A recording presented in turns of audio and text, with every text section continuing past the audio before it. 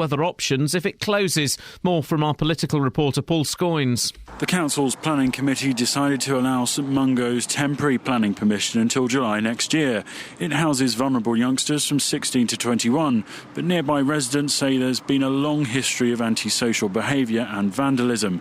Yet the committee said there was no evidence to support this, and if the plans weren't approved, it would leave the council with nowhere to place the youngsters.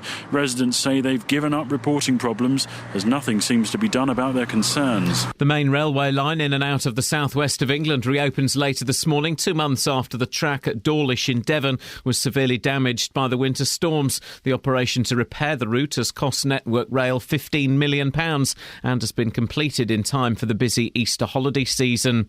Air pollution levels are expected to fall dramatically during the course of the day thanks to winds coming from the Atlantic. Yesterday, ambulance services in London reported a big rise in 999 calls linked to high levels of smog.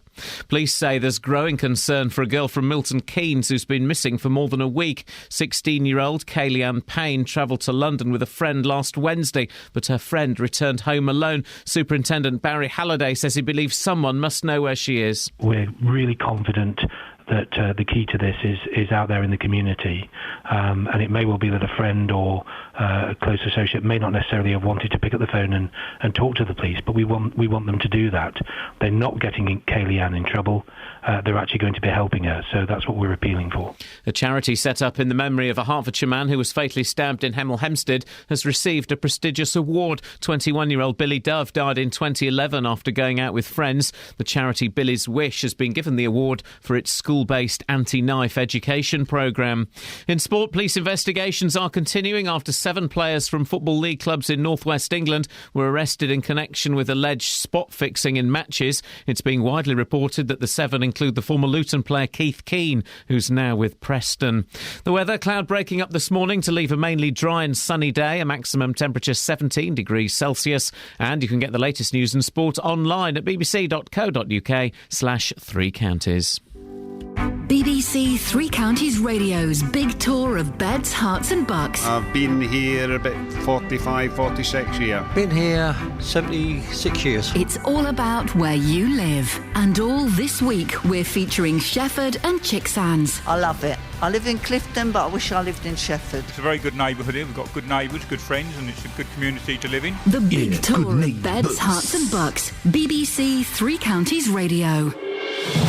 Oh, man, it's Friday. That's all I'm bothered about. That's all I'm bothered about. It's Friday. Girls, it's Friday. Woo! There we go, you see. The girls. I'm calling you the girls from now on. Is that okay? Well, that is what we are, so you're not wrong. Exactly. Can we call you the bloke? No, you'll call me boss. The bloke? Boss? I'm not a girl. Right. I'm a woman.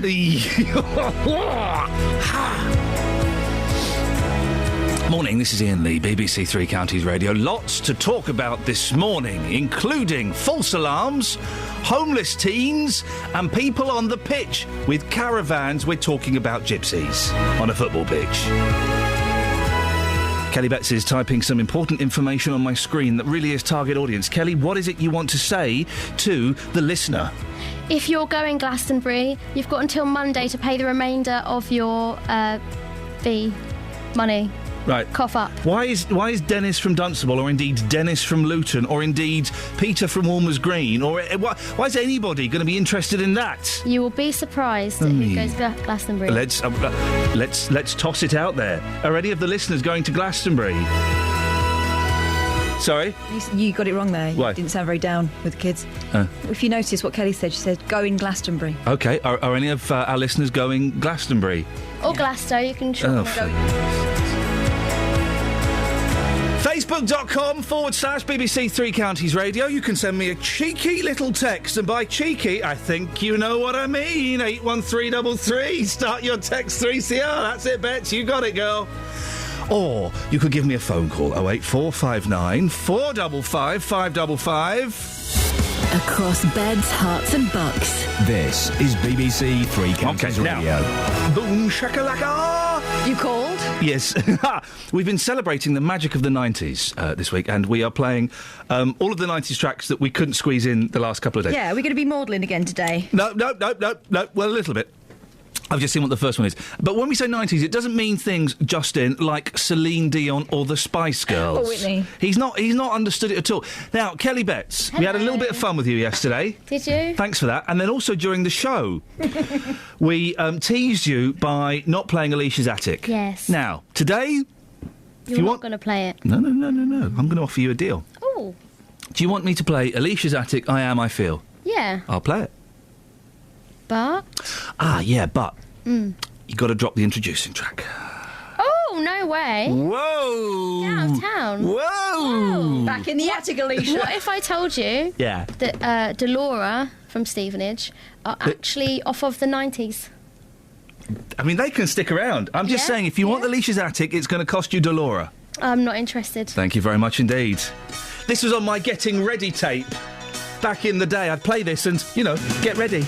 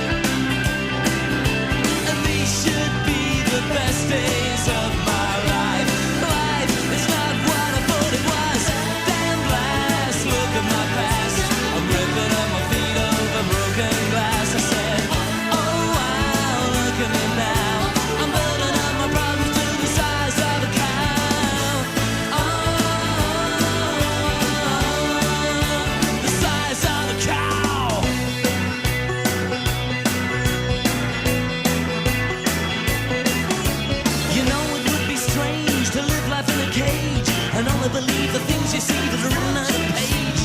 How easy would it be to be home in time for tea and stop feeling like a sailboat rocking on the sea? You know that it's been sunk 1,000 times, and these should be the best days of my life. Life, it's not what I thought it was. Damn blast, look at my past. I'm ripping up my feet over broken glass. I said,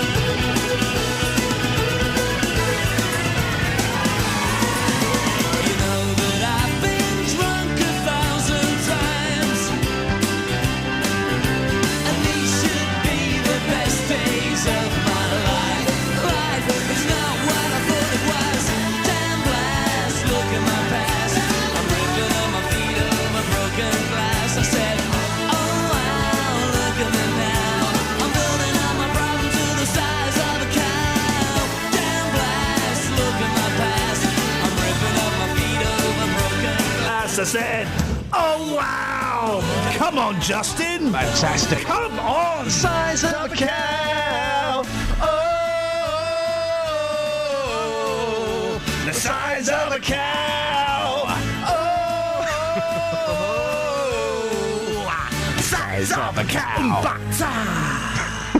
I love that song, man. Oh, that's woken me up.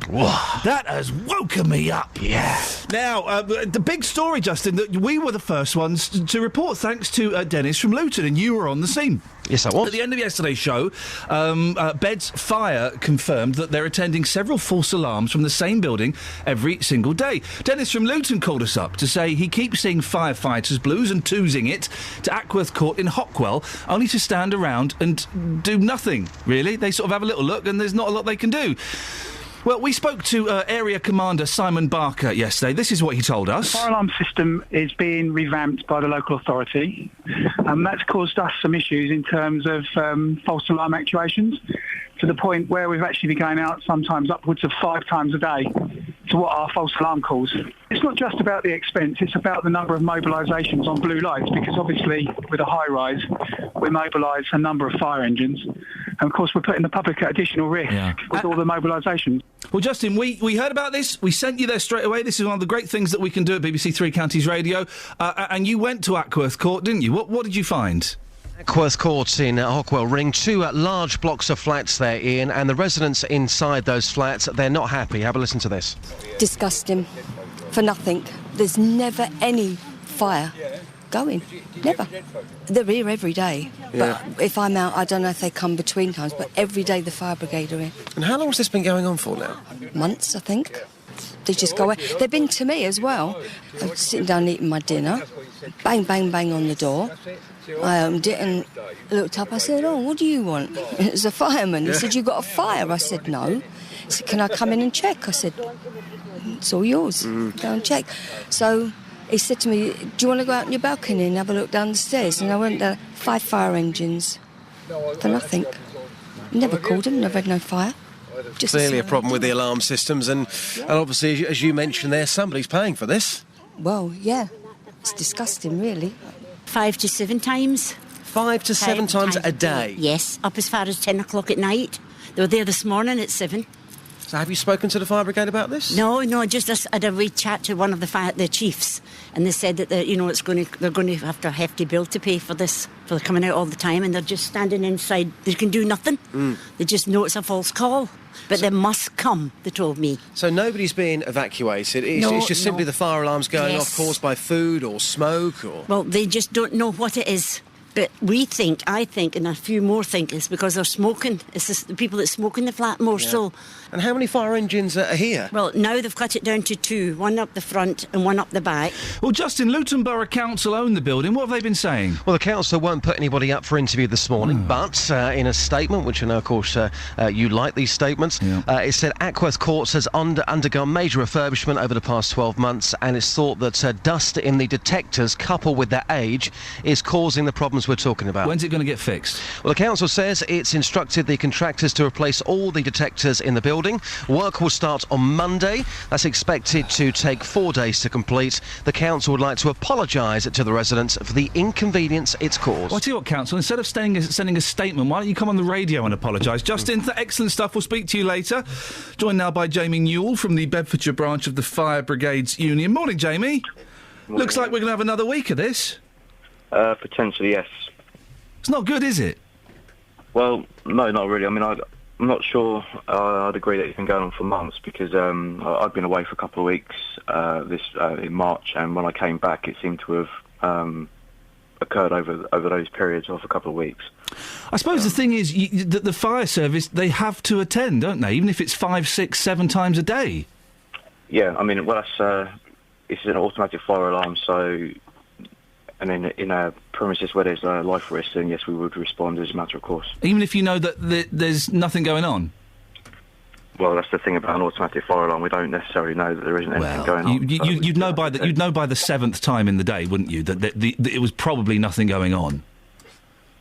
I think it'd be a dangerous assumption to make that just because you've been 2 or 3 times previous, the 4th time is going to be a false alarm as well.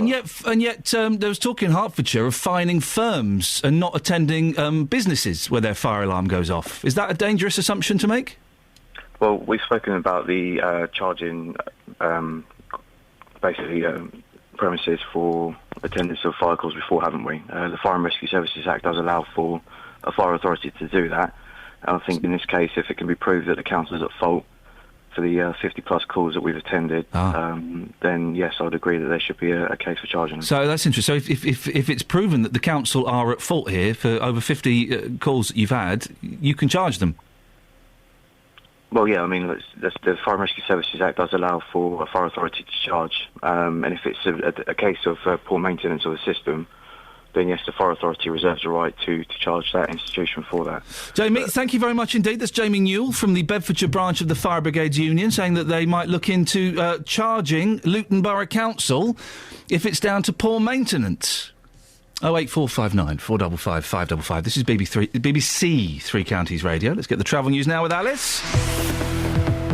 Travel news for beds, cards and bugs. BBC Three Counties Radio.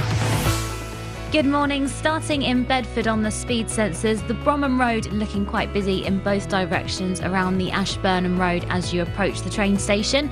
Also in Luton, there are delays on Airport Way, quite heavy approaching the Kidneywood roundabout to join the motorway. And also in Cuffley on the sensors, Station Road a little busy around Plough Hill. I'm Alice Glossop, BBC Three Counties Radio. Good for you, Alice. 6:16, it's Friday.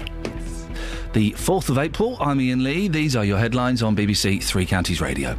Work is underway to fix a faulty alarm system at a block of flats in Luton, which has led to the fire service being called out up to 5 times a day.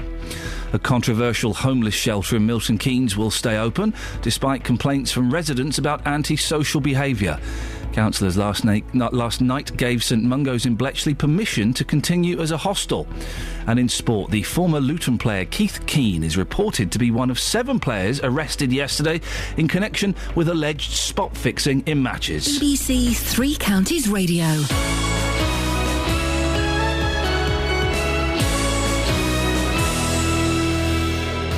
Every weekday morning. The shop didn't want to give me them back, so I went to the shop, paid them a fee to get my cylinders back. The JVS show fights for your rights and tackles your consumer problems. I went to speak to this company and I asked them what had happened. It took me absolutely ages to get through to anyone. If you need our help, email jvsshow@bbc.co.uk. After our last discussion about my cylinders, the governing body showed up at my house on the following day. And we could do the same for you. Thanks, Denise, and for the company for getting her cooker back up and running, here's your horn. The JVS show, weekday mornings from 9 on BBC Three Counties Radio. We're taking our hats off and saluting the magic of the 1990s today. So let's have a little bit of pulp. But no, not that pulp. No, not that one. And we're not allowed to play that one. We think we can just about get away with this one. Ignore the contents and just enjoy the beats.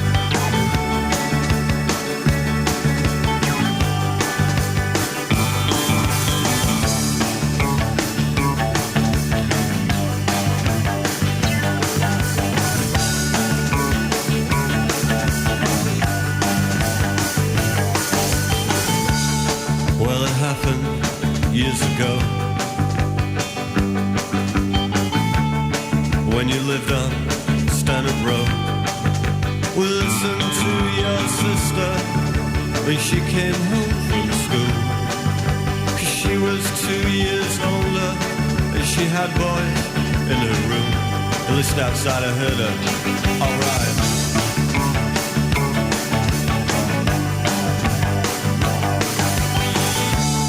Well, that was alright for a while, but soon I wanted more. I wanted to see as well as hear, and so I hid inside her wardrobe, and she came home round 4, and she was with some kid called David, and from the garage up the road. I listened outside, I heard her, alright. I wanna take you home, I wanna give you children.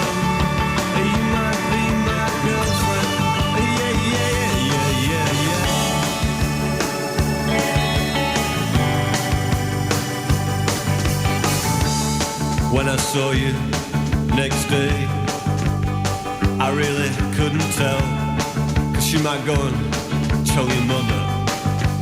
And so you went with me, oh yeah, it was coming on. And I thought I heard you laughing when his mom and dad were gone. I listened outside, I heard you, alright. I wanna take you home, I wanna give you children.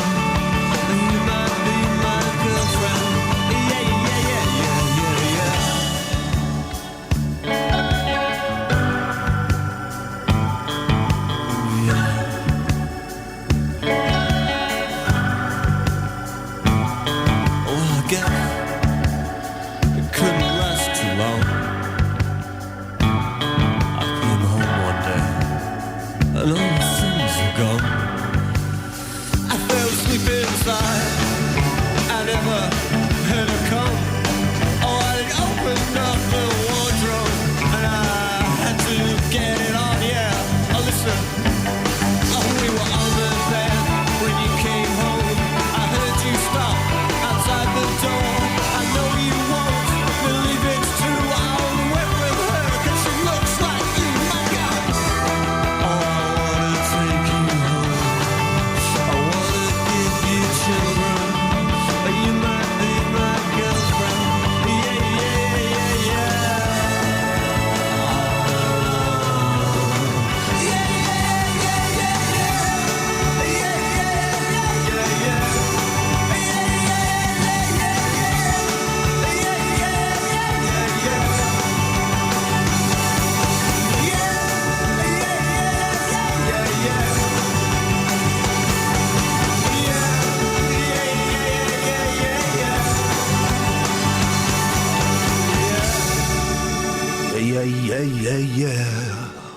Loving that. Bringing back some memories, Paul? Yeah.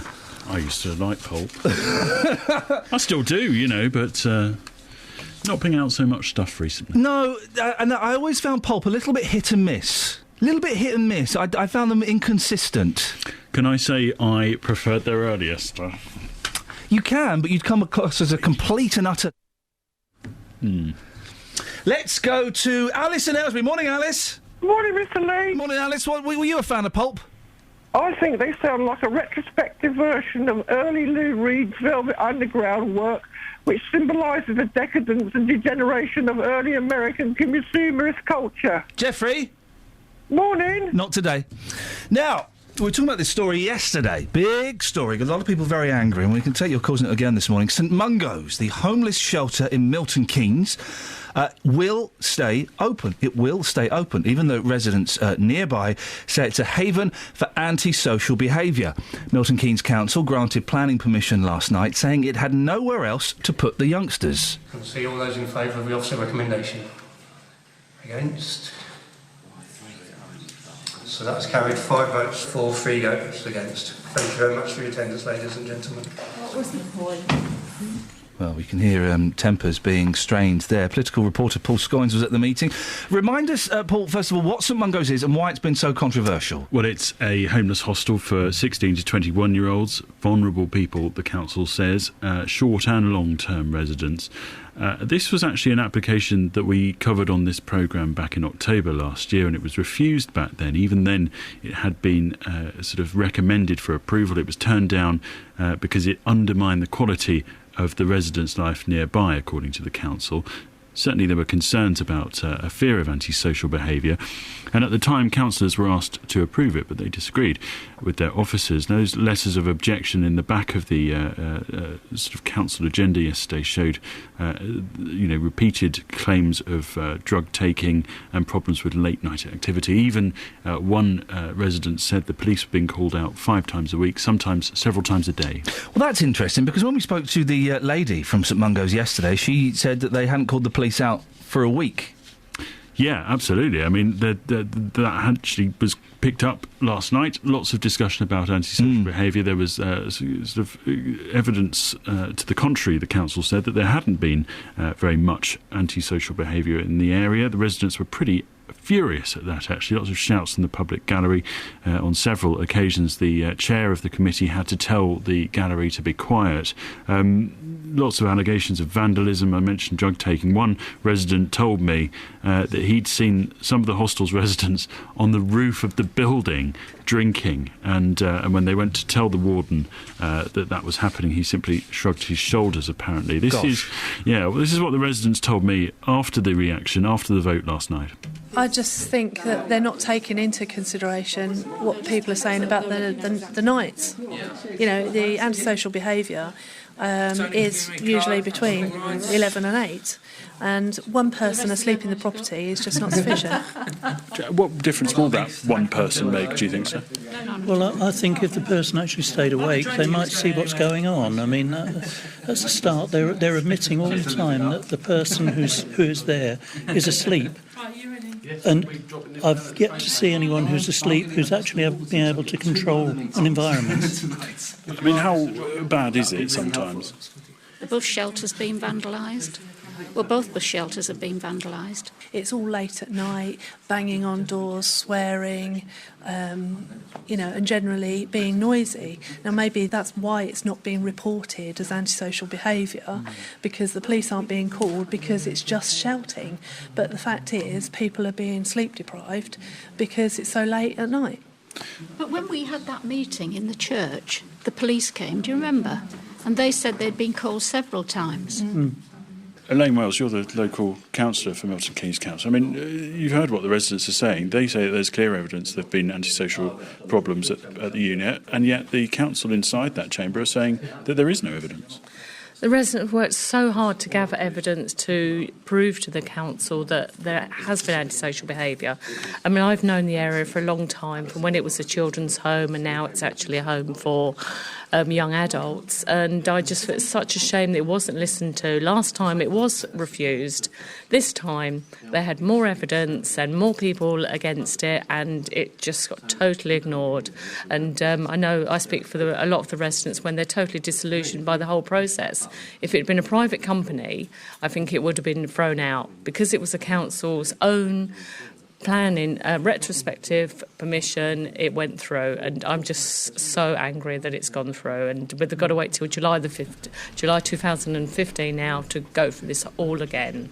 A lot of upset people there, Paul. What did the council have to say about this? Well, the council says, Ian, it has no other options, really. It has to provide this service, and if it hadn't have gone through, the council says it would have broken the rules. There's something called the Southwark Judgment, which is basically an obligation that councils have to look after vulnerable 16, 17-year-olds.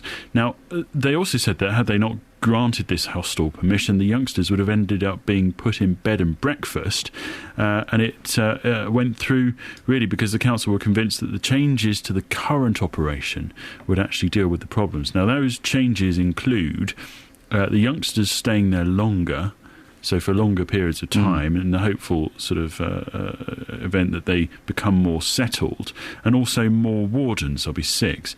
However, only one of those 6 is going to be on site after 11. They'll probably be asleep, realistically, and that's when most of the problems are alleged to happen. There will be another sort of roaming person, but they'll be at one of 4 places in Milton Keynes, so the residents saying that won't work, and all of these problems are effectively happening after chucking out time from the pubs when the residents come home. What happens next? Well, this permission runs until 2015, July next year, and you do have to wonder, really, what other options the council will have and create in that time, whether or not they will make another hostel, so just in case that this permission doesn't get granted again next time. Certainly the residents who are feeling fairly sceptical about whether or not this is just a temporary planning permission or whether this will become a permanent planning permission in due course, you do wonder what the other options for the council are. The residents, as I say, feel that it was pushed through because it's a council-owned operation and it has no other options. It's a tough one. It's a tough one. You used the phrase vulnerable 16 and 17-year-olds, young people who are at risk. And of course they need to be protected and looked after and given a place where they are safe. But if I lived in that street with my kids, and if half of what we've heard going on is actually happening, I wouldn't want that in my street. Well, all of the residents and the local council, not the sort of Milton Keynes Council, but the local Bletchley Council, have said they completely understand why this hostel is needed. You know, nobody disputes the fact that this is a necessary establishment for young people. What the residents and the council say, though, is that this is in a completely inappropriate area. It's a very sort of quiet residential area where this sort of... And it has been a children's home for about 20 years, as we heard, but it is just not the right place for it. And, you know, the fact that you've got, you know, young people who are, you know, going to be getting excited. It's the summer coming soon. You know, this is what they're saying. This is where the problems start. We've got a World Cup this year. You know, it's on late. They're worried that these disturbances will continue. Paul, thank you very much indeed. This is BBC Three Counties Radio. Let's get the travel news at 6:30 with Alice. Travel news for beds, cards and bugs. BBC Three Counties Radio. In Markyate on the speed sensors, the A5 northbound is looking heavy around Luton Road. And also in Harpenden, the High Street is busy in both directions around the Station Road. Clop Hill roundabout, the A6 northbound approach, heading towards Bedford, looking quite heavy at the moment. Public transport has no reported problems. I'm Alice Glossop, BBC Three Counties Radio. Across beds, hearts and bugs. This is BBC Three Counties Radio.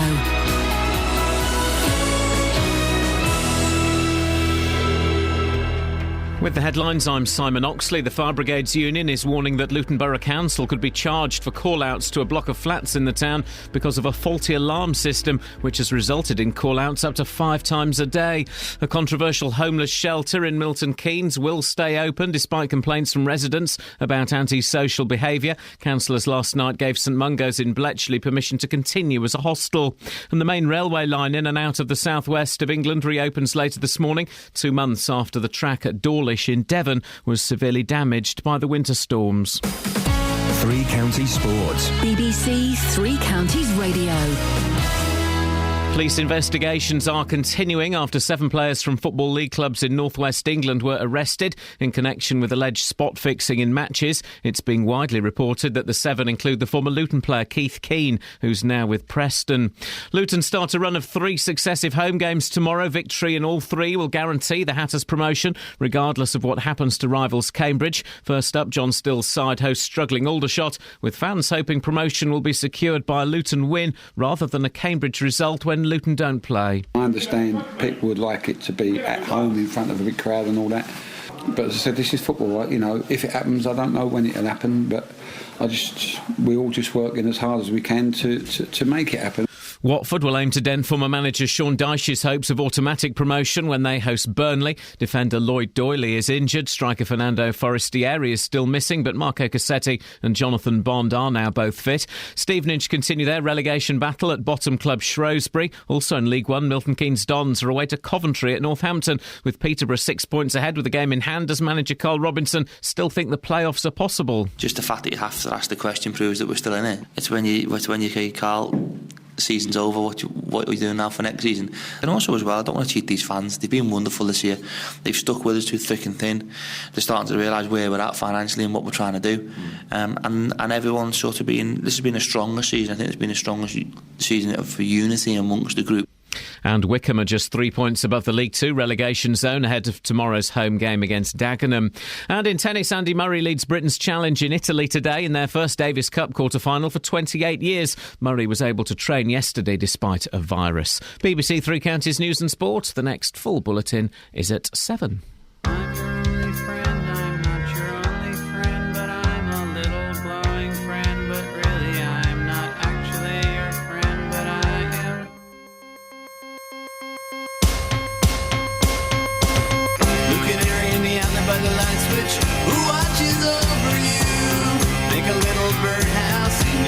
Not to put too fine a point on it. Say I'm the only bee in your bonnet. Make a little birdhouse in your soul. I have a secret to tell from my electrical well. It's a simple message and I'm leaving out the whistles and bells. So the room must listen to me, filibuster vigilantly. My name is Blue Canary, one note spelled L-I-T-E. My story's infinite, like the Longines Symphony. It doesn't rest. Blue Canary in the alley by the light switch, who watches over you. Make a little birdhouse in your soul, not to put too fine a point on it. Say I'm the only bee in your bonnet. Make a little birdhouse in your soul.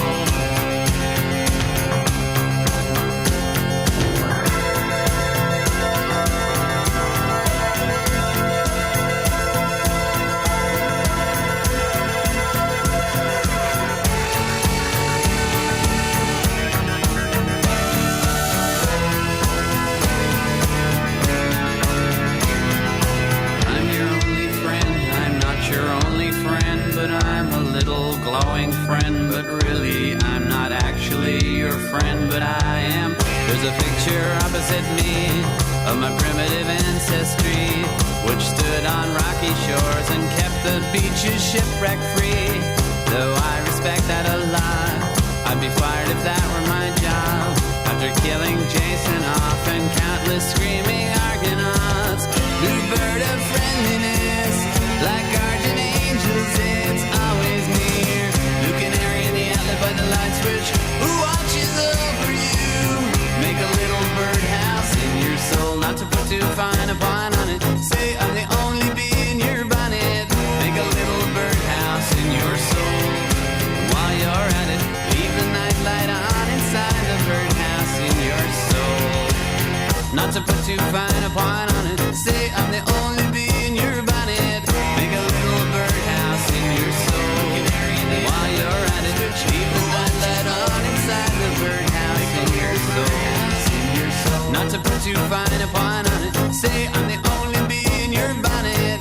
Make a little birdhouse. We're going to play this bad boy right to the end. Why? It's worth it. Here we go. Leave the night light on inside the birdhouse in your soul. Not to put too fine a point on it, say I'm the only bee in your bonnet. Make a little birdhouse in your soul.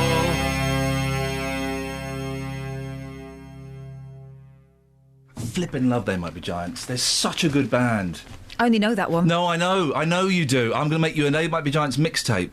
To be honest, I only know that song, and that's good enough. If I was a band, no. I could make that and retire. There's better. There's better. Really? There's better than that. How is that possible? There's a brilliant song, I can't think of the name of it, about being in New York, and it's just... you've never heard Dr. Worm? No, I've never heard Dr. Worm. My name is Dr. Worm. I'm not a real doctor, but I am a real worm. I'm learning to play the drums. I can take criticism. Oh, it's brilliant! Get that mixtape. No, give me a list of albums I need to buy. Yes, that's what I'll do. That's what I do. Morning, this is Iain Lee, BBC Three Counties Radio. Catherine Boyle is in the studio with That's me. Kelly Betts is in the studio thus. Hello. And she's also there. Hello. Yes. Should we have a look through the papers? Yeah, go on. Hello. Yeah, OK, Kelly, I'm going to leave your microphone on, but don't keep doing that. Okay. So you can join in if you fancy. This is like your audition piece. Okay. Don't muff it up. What am I auditioning for? For whether we let you stay on the show or not. Hey, did you see the pictures of the girl who fell down the drain? In fact, no, she didn't fall down the drain. She squeezed herself down the drain and then was surprised when she couldn't get out again. We talked yesterday about have you ever fell down a well, and then we expanded it to have you ever fallen down anything. Well, this silly young lady, she and it's a drain. It's a tiny little drain. What, she dropped her phone or something, didn't she? Yeah, but I don't know what she's expecting to retrieve it with. She's gone in feet first, and she's kind of wedged herself in boob upwards. And boy, are those boobs. She is... It might be that she squeezed all her stuffing up. Not all of it. She is a well-developed young lady, and to try and squeeze down a drain, and then the people have gathered around and taking photographs. Let's name her and embarrass her. Yeah, Ella Sankey. How embarrassing. Oh, I bet I can work out what her nickname was at school. Oh, stop it. Well, come on. It's obvious, isn't it? 16-year-old Ella Sankey dropped her brand new iPhone down a drain. She'll be Manky Sankey now. Dropped her brand new iPhone down a drain while walking her dog. Determined to retrieve it, she climbed into the drain, only to find she couldn't get out. Why would you climb into a drain? You'd wait for someone with long arms to come past. Well, you make some kind of hooking device. When I lived in Spain, you know, you have the sort of washing from building to building. We had that going on, and my knickers would often fall into the neighbour below's garden. I remember. Sorry, your knickers would fall into the neighbour's... Off the washing line. Oh, all right, OK. I thought you just meant they just dropped. She was never in. So I remember I used to, like, make these sort of devices involving bits of rope and kitchen implements to try to scoop them up. But it never worked. And I would walk in of every morning and she would hand my knickers back to me. What's wrong with a stick with a bit of chewing gum on the end of it? What, for a knicker retrieval? Why not? Not going to work. Maybe on an iPhone. Let me try and retrieve... Hang on. Let me get... Kelly, have you got any chewing gum? No. OK, well, that's that little comedy... Wooden comedy spoon's train. no good. Wooden spoon, you wouldn't be able to get it out with a wooden Fish spoon. slice, no good. David Beckham. Yes, I'm aware of his work. What do you reckon? Oh, no, you just pulled a sex face. I didn't. You did. I thought, those tattoos look like they're smart. You've just pulled a sex face. I thought you were above those kind of physical things. Yeah, but if you're going to do that to me, take me by surprise with a David Beckham in very small, tighty whiteies, that's going to happen. He's in tiny little pants. He's covered. Not quite. He's left the nips out. OK. There's room. There's room for a project. He's got what they call sleeves. I hate tattooed sleeves, and it looks ridiculous. Many men approaching their 40s. Well, how old is he? Oh, he's 38.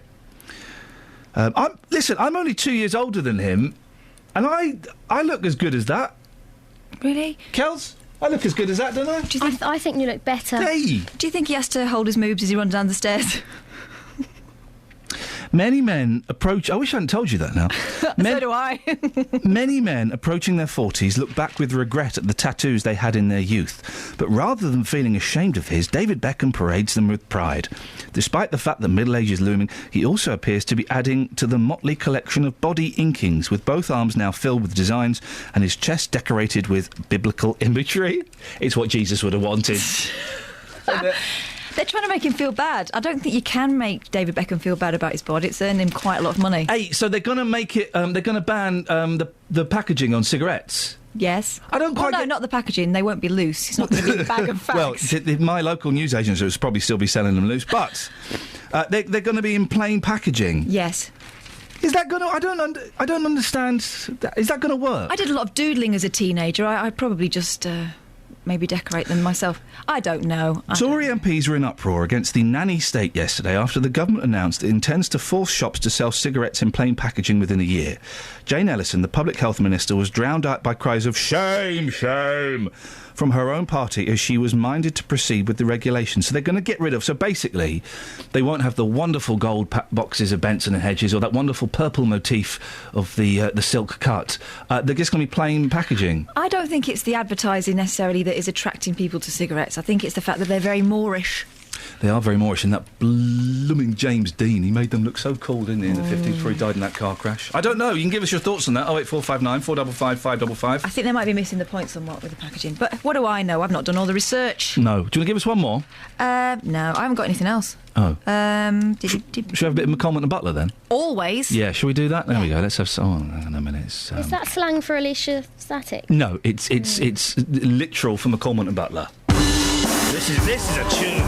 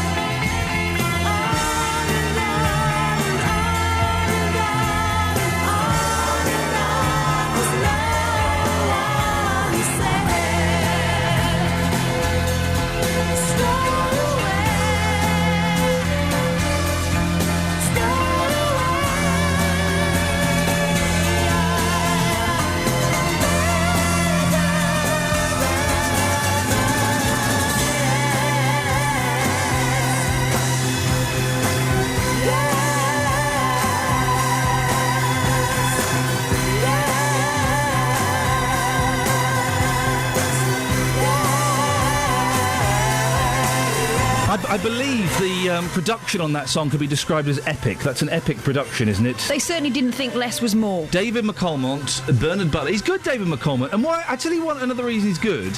He kind of chased the charts for a little bit, but then he didn't, and now he's just like a jobbing singer. I heard him singing, doing a thing with Michael Nyman, the composer, the other day on Radio 3. He just goes off and does his thing, and I kind of respect him for that. Integrity. Integrity. Oh, I remember that. Integrity once cost me £90,000. Did it? Yes, it did. Oh, it did. Oh, you've got over that. Integrity thing. Yeah, exactly. I used to be full of the stuff when I was in my youth, and until I looked back and went, hang on a minute, that cost me £90,000. I'll tell you more after we've done the travel, when I just queue up the old Travel Beddington. Here we have a little bit of that, and a little bit of that, and a little bit of that. Travel news for beds, cards and bugs. BBC Three Counties Radio. Going between Leavesden and Watford, the A41 as you head for the M1 is heavy around Garston. And also on the speed sensors in Harpenden, the High Street still looking busy heading south around the Station Road. Generally a quiet start on the roads though, major routes are looking good at the moment.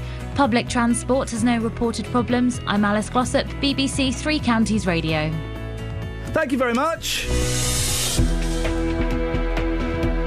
6:47. It's Friday, the 4th of April. I'm Iain Lee. These are your headlines on BBC Three Counties Radio. The Fire Brigades Union is warning that Luton Borough Council could be charged for call-outs to a block of flats in the town because of a faulty alarm system which has resulted in call-outs up to 5 times a day.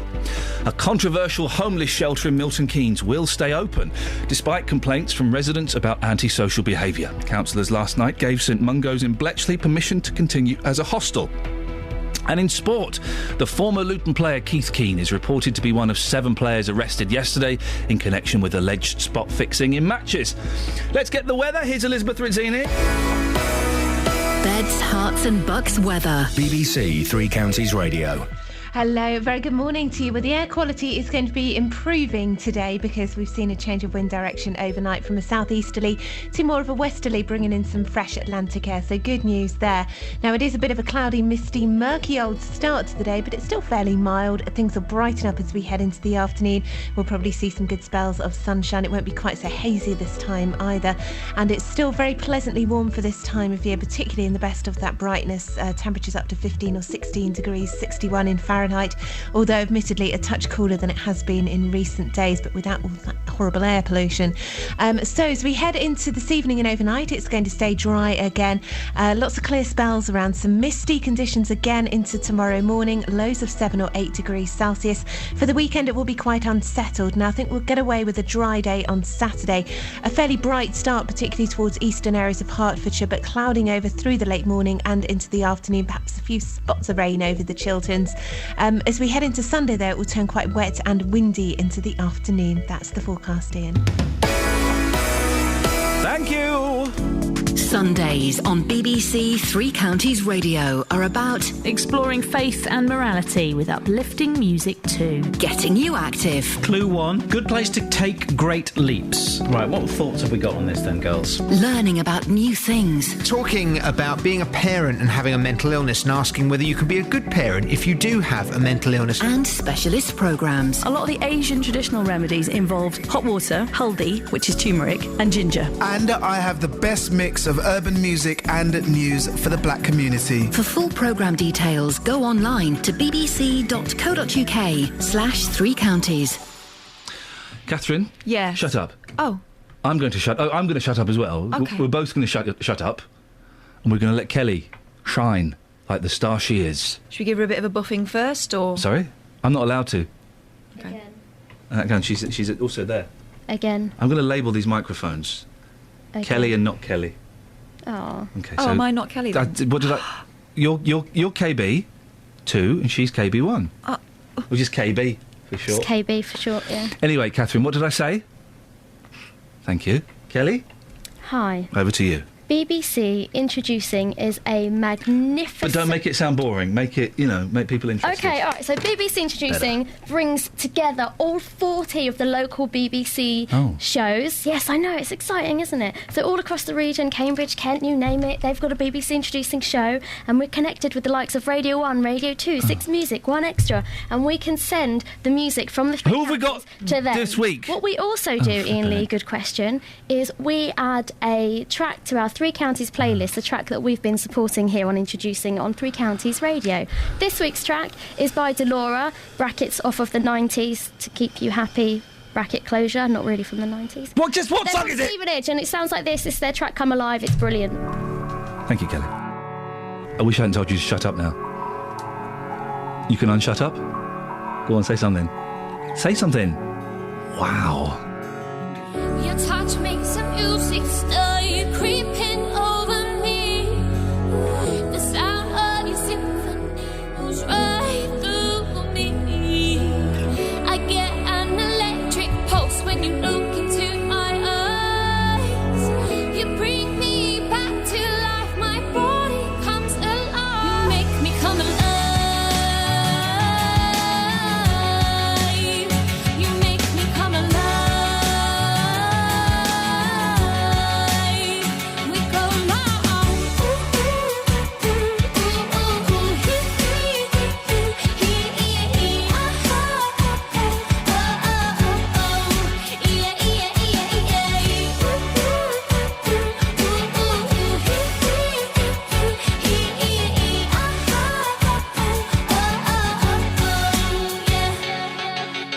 You put my head to the beating bass in your chest. I crave the breath from your lips, the taste of your kiss. And I'm not letting go of this feeling. You bring me back to life, my body comes alive.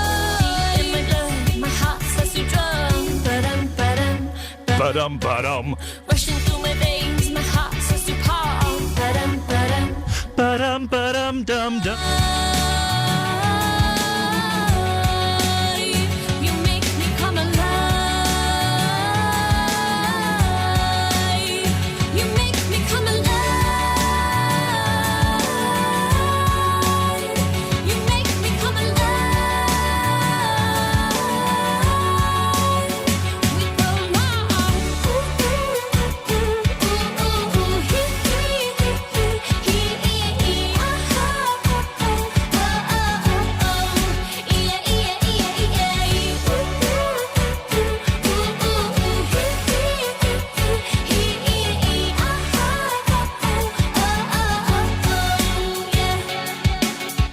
Come alive, come alive. Come alive, come alive. Come alive, come alive. Come alive! Come alive, come alive. Come alive, come alive. Come alive, come alive. Come alive, come alive. You make me come alive. Make me come alive. Make me come alive.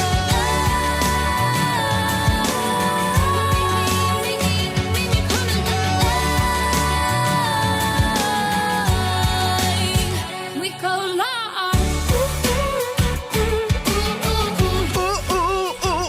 Bally-dooby-dum, bum-bam-dum-dum, ah-rubba-dibby-dum.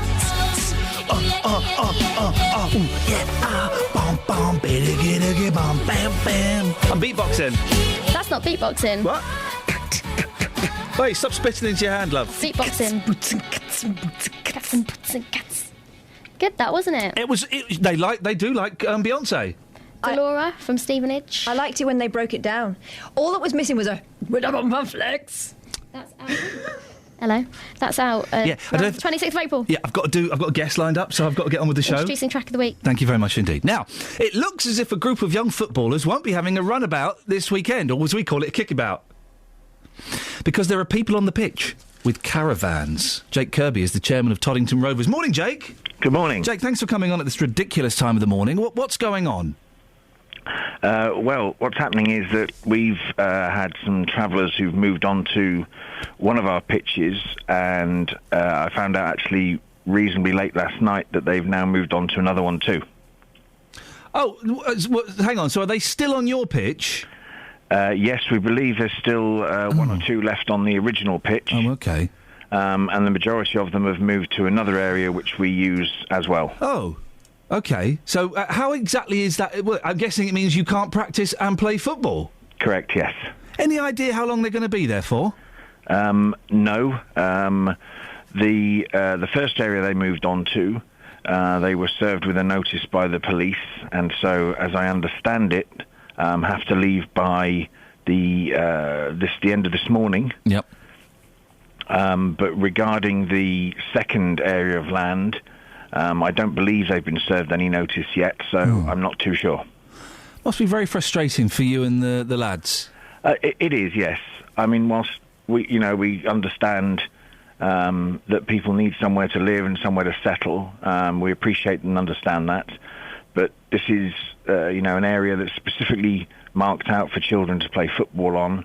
We have nearly 200 children as members of our village club, and the vast majority of them will not be able to play football, possibly not only this weekend, but moving forward, because what we'll have to do once they have left is assess any damage that's been made to the playing areas and how long that may take to fix. So what are you going to do then, Jake? I guess you're going to have to try and find somewhere else to play football. Yeah, well, we already started last night by either postponing matches that were planned for this weekend or trying to rearrange them to be played at another location, which, as I'm sure you can imagine, is very difficult at such short notice. But in the main, this weekend's games will probably have to be postponed, as will training. We have a young academy that trains on the second area of land that's now occupied for children as young as 5, and they certainly won't be able to train this weekend. And am I right in thinking you told all the kids last night? The message went out via the managers, who then, got in touch with their respective parents to let them know what's happening. And what was the feedback? What kind of response did you get back? Well, it was reasonably late, so I've not had any feedback, to be honest with you, I must admit. But I imagine there'll be a lot of disappointed families. Yes, I think so. Well, Jake, listen, I wish you the best of luck in getting this sorted out and, in the short term at least, finding an alternative pitch to practice and play on. Thank you very much, and thanks for giving us the opportunity to air our views. Listen, if anybody can help, Jake, what's the best way for them to get in touch?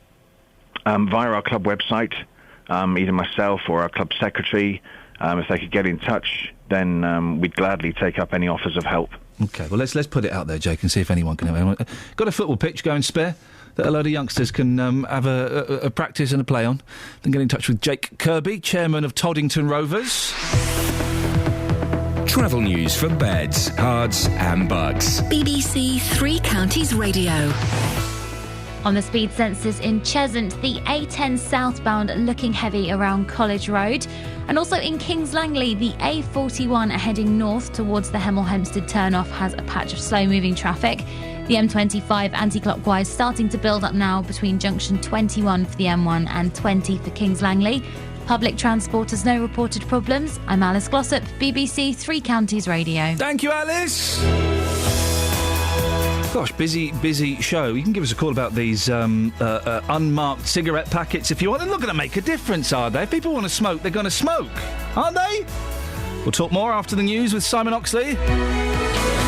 Local and vocal across beds, hearts and bucks. This is BBC Three Counties Radio.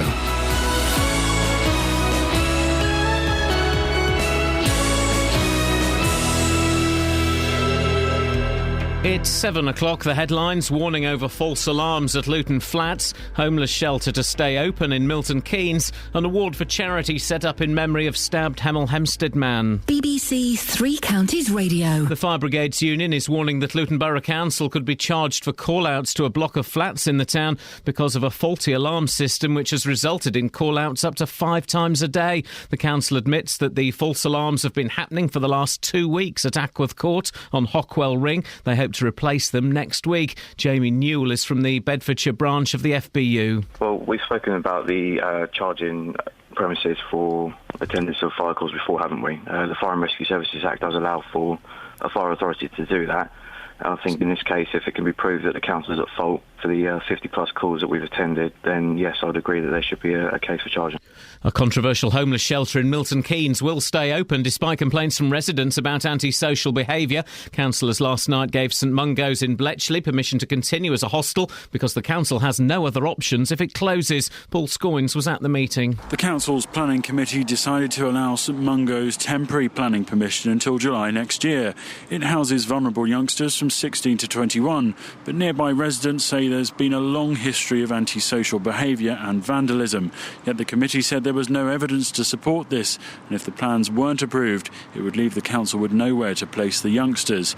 Residents say they've given up reporting problems as nothing seems to be done about their concerns. The main railway line in and out of the southwest of England reopens later this morning, 2 months after the track at Dawlish in Devon was severely damaged by the winter storms. The operation to repair the route has cost Network Rail £15 million and has been completed in time for the busy Easter holiday season.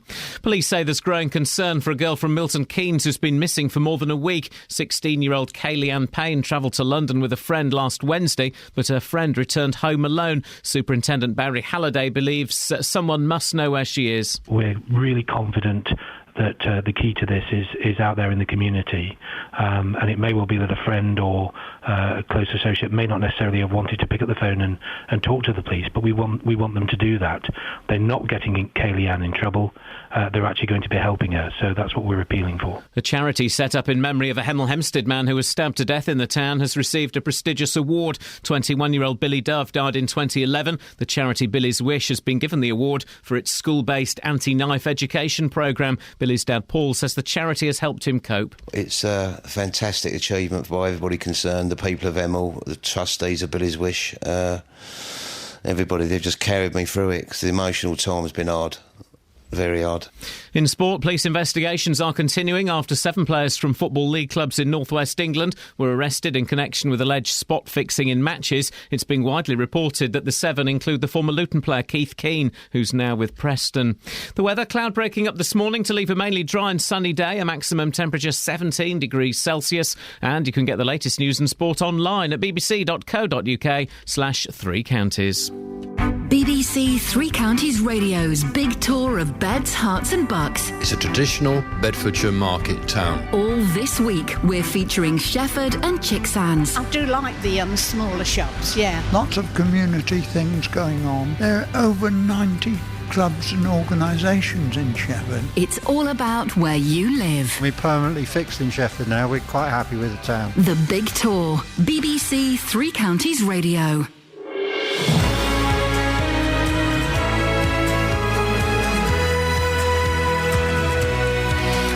Thank you, Simon. This is Iain Lee, BBC Three Counties Radio. It's Friday. We made it through another week to another weekend. What's going on, Kelly? Just looking for the papers. What? They're there. Why? I know, I just need to find the smoking story. Why? What paper was it in? It's here. It's in front of me. What paper? This one. What one? I'm trying to do the... Say the name of the paper. I'm trying to do the menu to the show. Is it the Mail? Yes. All right, here, I'll just take this one. Okay, it's page 21. Thank you. We're the BBC, for goodness sakes. We're better than this. Sadly, we're not.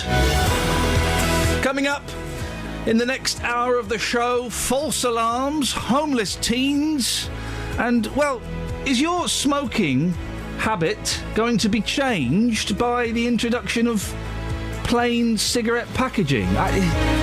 It won't make a difference for established smokers, I don't think. Will it make a difference for young people getting into smoking?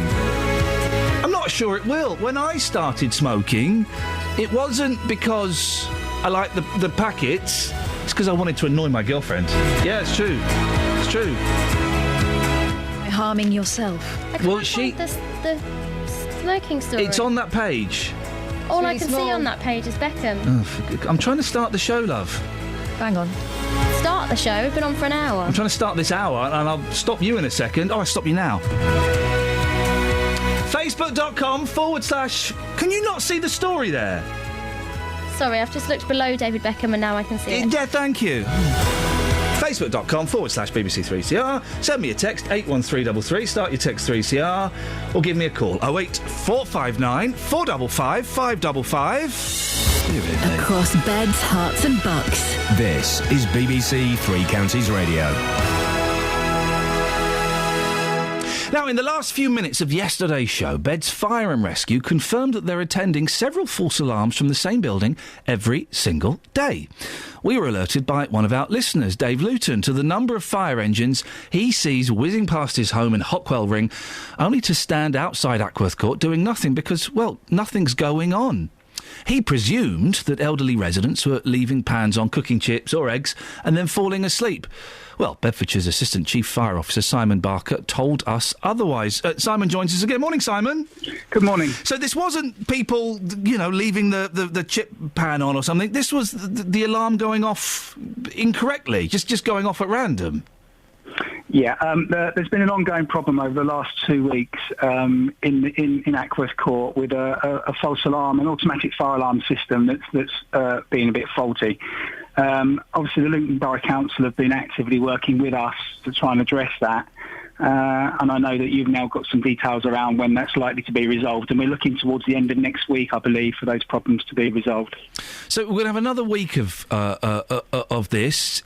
How many fire engines are attending each time, and how many fire crew?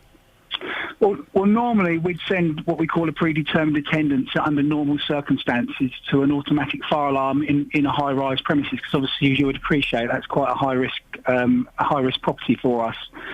We've reduced those attendances accordingly because of the high number of false alarms, to reduce the number of mobilisations that we make. And your caller's quite right, it does put the public at increased risk if we're moving on blue lights, for instance, through Luton, and we're sending lots of fire engines than we would normally do. So, as I said to you yesterday, our business is all around risk management, so we would always balance the number of finite resources we've got to the risk that we're being presented with, and we'll do that on a daily basis, and we can change our PDAs as we need to. So what, you're sending 2 fire engines every time the alarm goes off, is that right?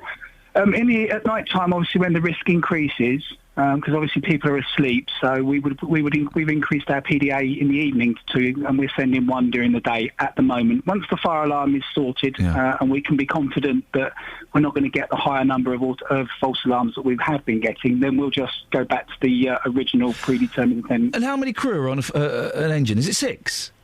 It's usually 5. Right. We normally aim for 5 people.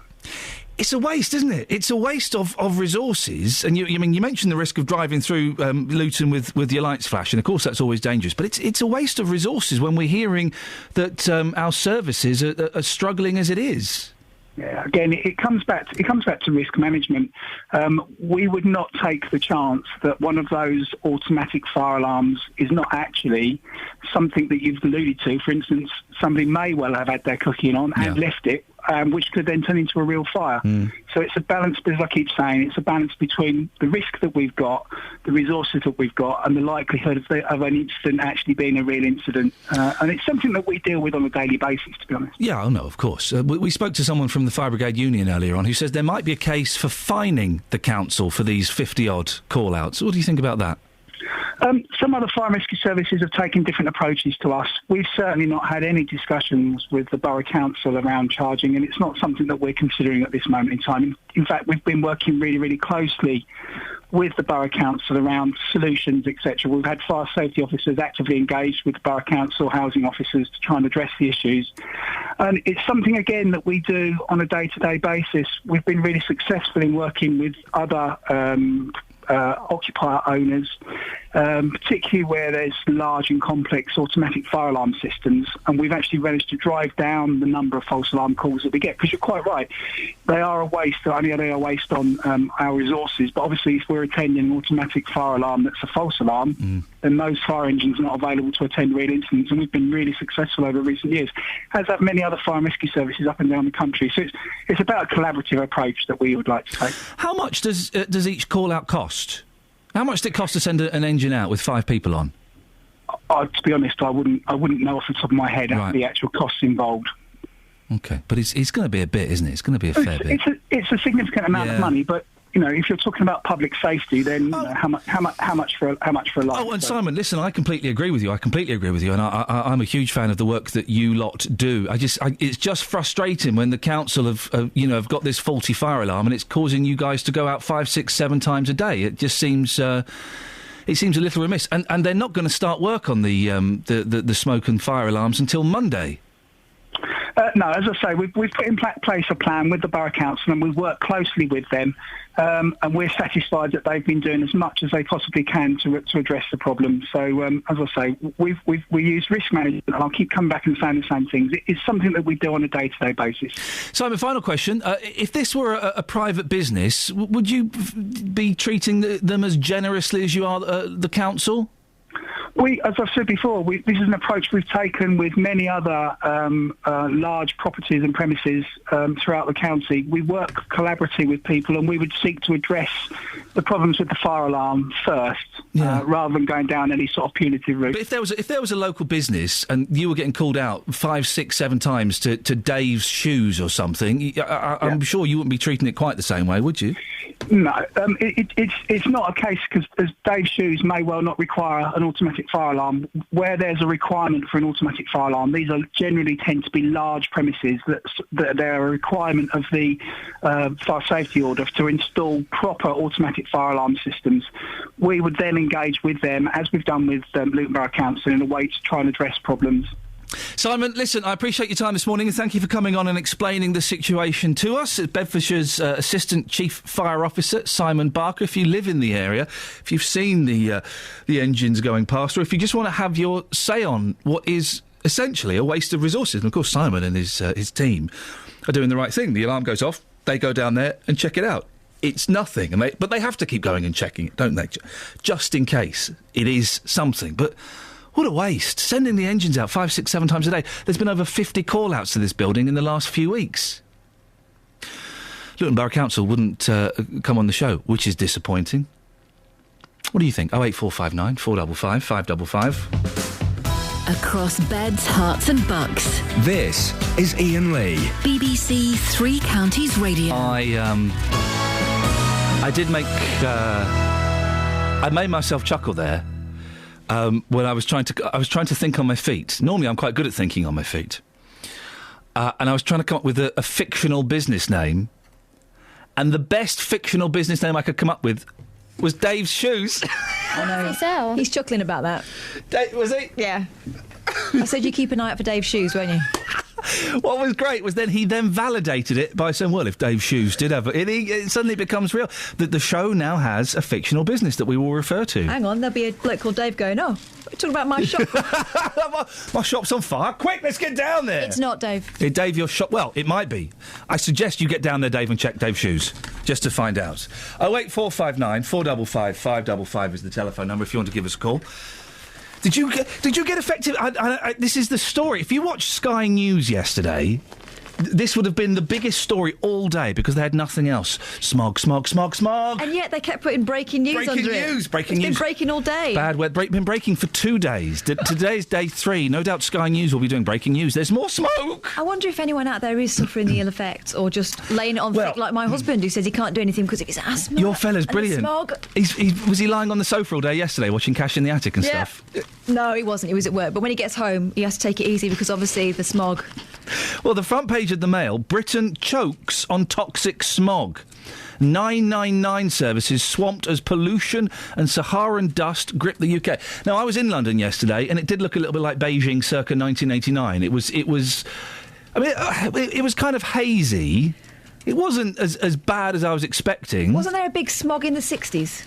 Or the 50s in London. People walking about with masks on and that. That was because the famous London smog, because everyone had coal fires as well in their houses, so you had all that stuff billowing out into the atmosphere. So we don't have that. But it was pea super and no mistake, Governor.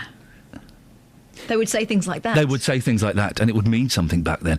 Let's put it out there. Was anybody adversely affected by the pollution, or is this all a little bit of nothing, really? Is this the Daily Mail and Sky have no other stories, so they're kind of making a little bit of pollution into a big deal? We could put Justin on the roof. That's what Sky were doing with their reporter, weren't they? Maybe that's what we should be doing. Let's get Just up on the roof. Can we get up on the roof here? We could try. Yeah, you can. How?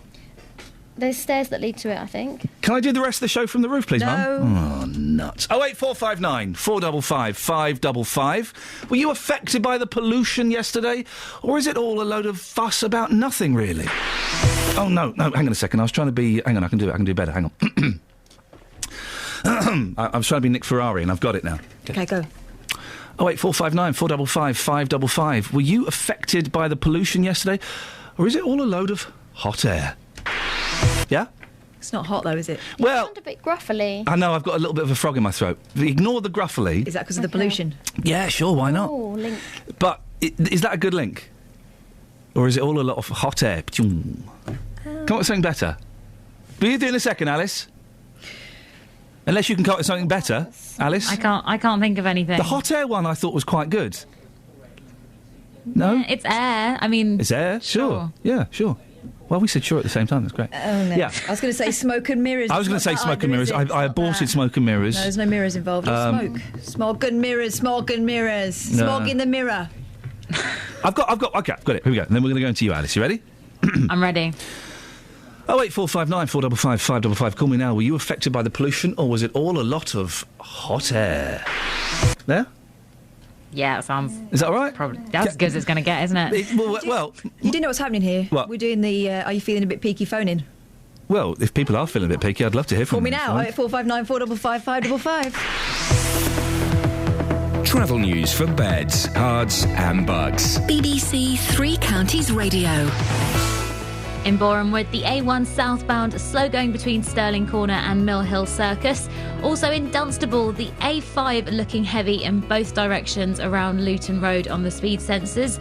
Also the M25 anti-clockwise slow going between junction 18 for Chorleywood and 16 for the M40. Public transport has no reported problems. I'm Alice Glossop, BBC Three Counties Radio. Thank you very much, Alice. Right, 7:17. It's Friday, the 4th of April. I'm Iain Lee. These are your headlines on BBC Three Counties Radio. The Fire Brigades Union says Luton Borough Council could be charged for call-outs to a block of flats in the town because of a faulty alarm system which has resulted in call-outs up to 5 times a day. But Bedfordshire's Assistant Chief Fire Officer has ruled out charges. A controversial homeless shelter in Milton Keynes will stay open despite complaints from residents about antisocial behaviour. Councillors last night gave St Mungo's in Bletchley permission to continue as a hostel.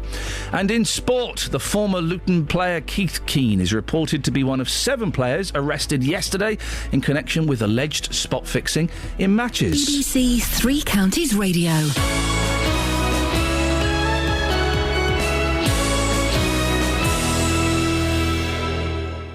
Every weekday morning from 9. Good morning, welcome to the JVS show. Your local stories. Have you had to rebuild your life after being a victim of crime? Do you think it's inhumane to keep people in prison for life? Do you think that immigration needs to stop? Your local life. Why do 70% of this country feel immigration is wrong? We've actually got an open doors policy. I am just so angry listening to some of them people. What the government are doing, they'll start introducing American-type sentencing, like 200 years in prison. The JVS Show. British people are not xenophobic. Weekday mornings from 9 on BBC Three Counties Radio.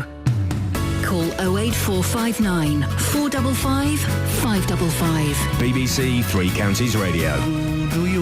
Steve's in Welland. Morning, Steve. Good morning. Steve, what you got for me, boss? I just thought smoke on the water.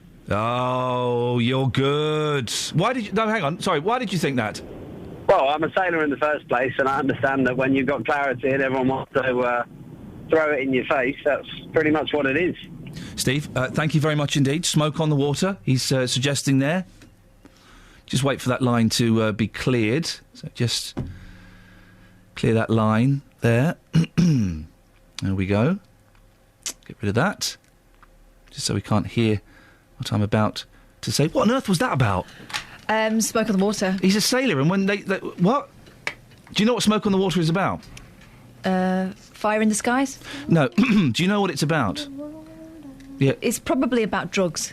No, it's not. Oh. In fact, it's about someone who's very anti-drugs. It's about the Montreux Pop Festival in Montreux, in Switzerland. And Frank Zappa and all of his band's equipment burnt down. Oh, dear. That's nasty. How did they carry on the gig? Well, they didn't. Oh, dear. Should be called refunds. They got a song out of it, though, didn't they? No, they didn't. Oh. Not that song? Deep Purple got a song out of it. Frank Zappa got Niche out of it. Oh. How does he feel about that? Well, he's dead now. Because of that? No. Unconnected. Joe's in Letchworth. Morning, Joe. Morning, Ian. You really know how to upset people on a Friday morning, don't you? What? Listen. I'm just because I'm dissecting the song "Smoke on the Water." If the losers can't handle that, then shame on them. Why have I upset people? I don't know. I think the KB1 and KB2. I think Kelly done a fantastic job of introducing. Oh, mate. Introducing. Mate, it was embarrassing. She'll get there. Yeah. She's working with an absolute master.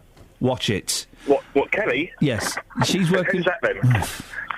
What do you want to say, Joe? Getting very annoyed with you. I've been affected by this pollution, Ian. Oh, yeah. And in quite a bad way, because I'll be honest, it's actually affecting my FM radio when I listen to you guys and Radio 4 in the morning. So you're not... Will you listen to what, sorry? That's the one, Radio 4 as well. What do you mean radio goes all the way up to 4? What do you mean as well? Well, it starts off at 1, then it goes to 2. I don't know what happens on 3, and then it goes to 4. And then obviously... But Radio Snore? That's the one. Radio Bore? They have some good plays and they have some good cultural programmes. Radio what for?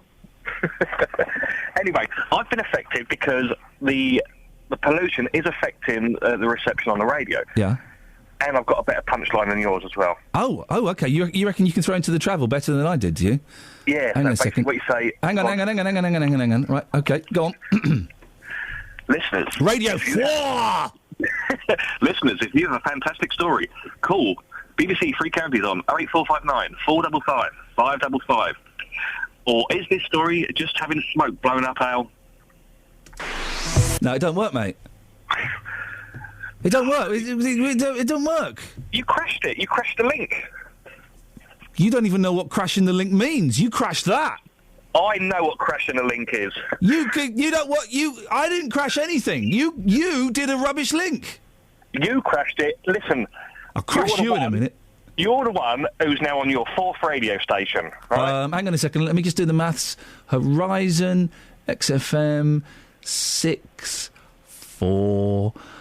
LBC, Absolute. This is my 7th. What, you've been sacked from 7, or you... Right, go away for goodness sake. Who let it? Ban him for the rest of the week. Oh, yeah. No, how many radio stations have you been on, Joe?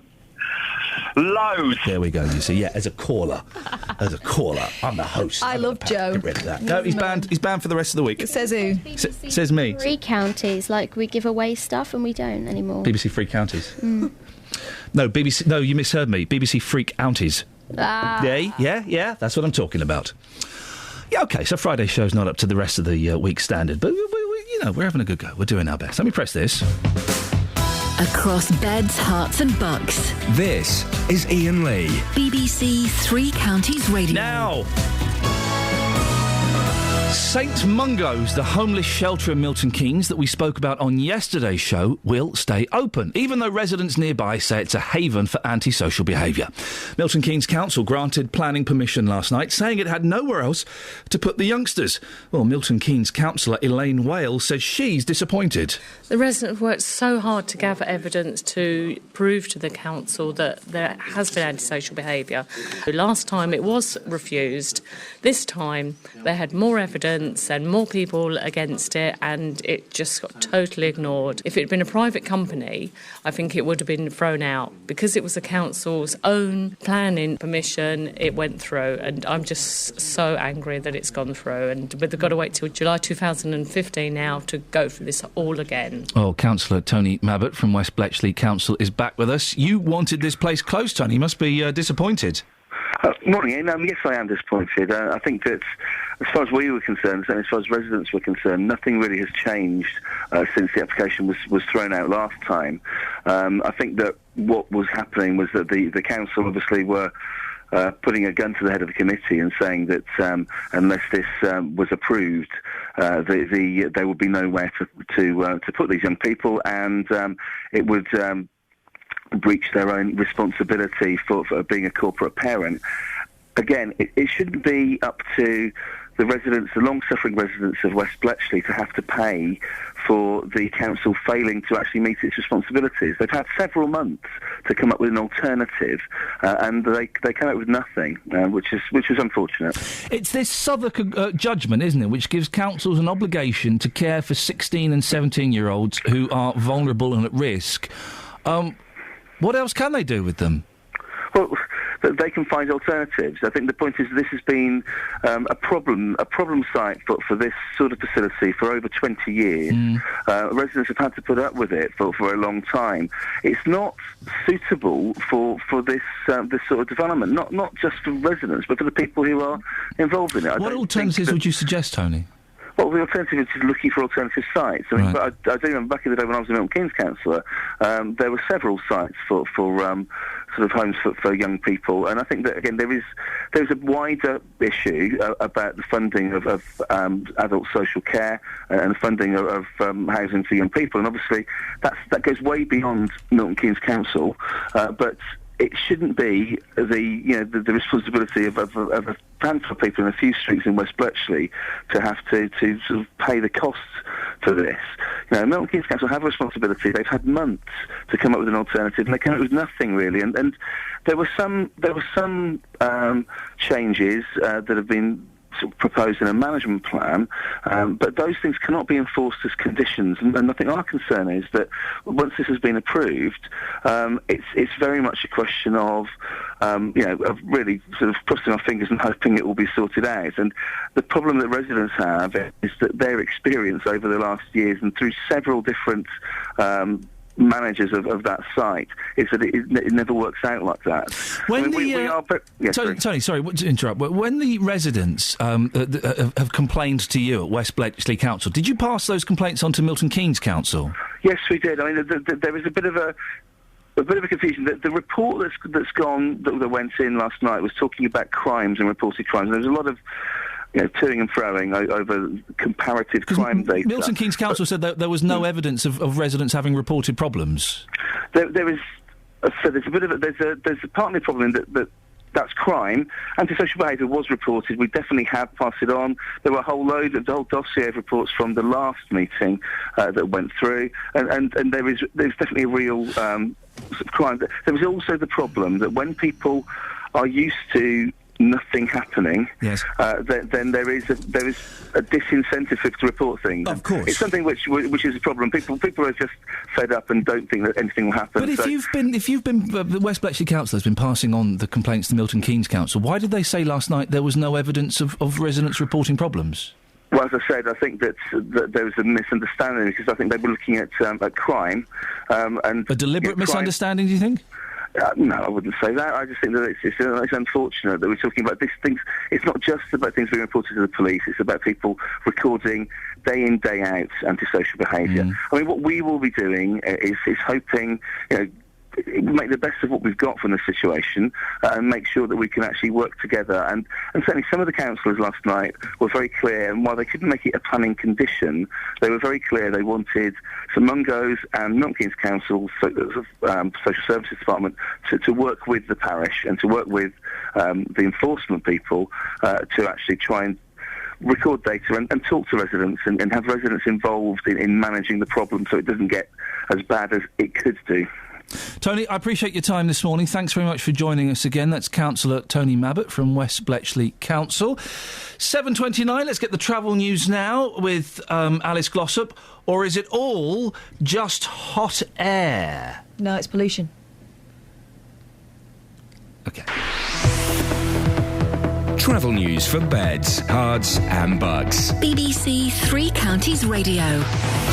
This catchphrase is working out so well for you, Iain. Thank you. On this. Oh, hang on. Sorry. I took that at face value. Were you being sarcastic? Oh, no. Oh, OK. I just thought that time it really related well. In that case, Alice, I apologise for thinking ill of you. Thank you. Away you go. On the speed sensors in Hitchin, the A602, very heavy heading towards the centre of town at the moment. And also on the sensors in Luton, Airport Way, heavy as you approach the Kidney Wood roundabout to join the motorway. On the M25 anti-clockwise, things are stop-start on the cameras between junction 18 for Chorleywood and 16 for the M40. But public transport's still doing really well. We've got no reported problems. I'm Alice Glossop, BBC Three Counties Radio. Across beds, hearts and bugs. This is BBC Three Counties Radio.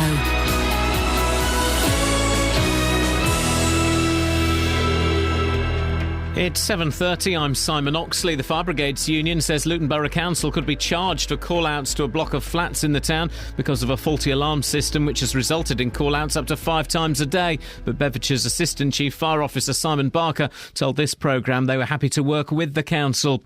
A controversial homeless shelter in Milton Keynes will stay open despite complaints from residents about antisocial behaviour. Councillors last night gave St Mungo's in Bletchley permission to continue as a hostel. And the main railway line in and out of the southwest of England reopens later this morning, 2 months after the track at Dawlish in Devon was severely damaged by the winter storms. Three Counties Sports. BBC Three Counties Radio. Police investigations are continuing after 7 players from Football League clubs in North West England were arrested in connection with alleged spot fixing in matches. It's being widely reported that the 7 include the former Luton player Keith Keane, who's now with Preston.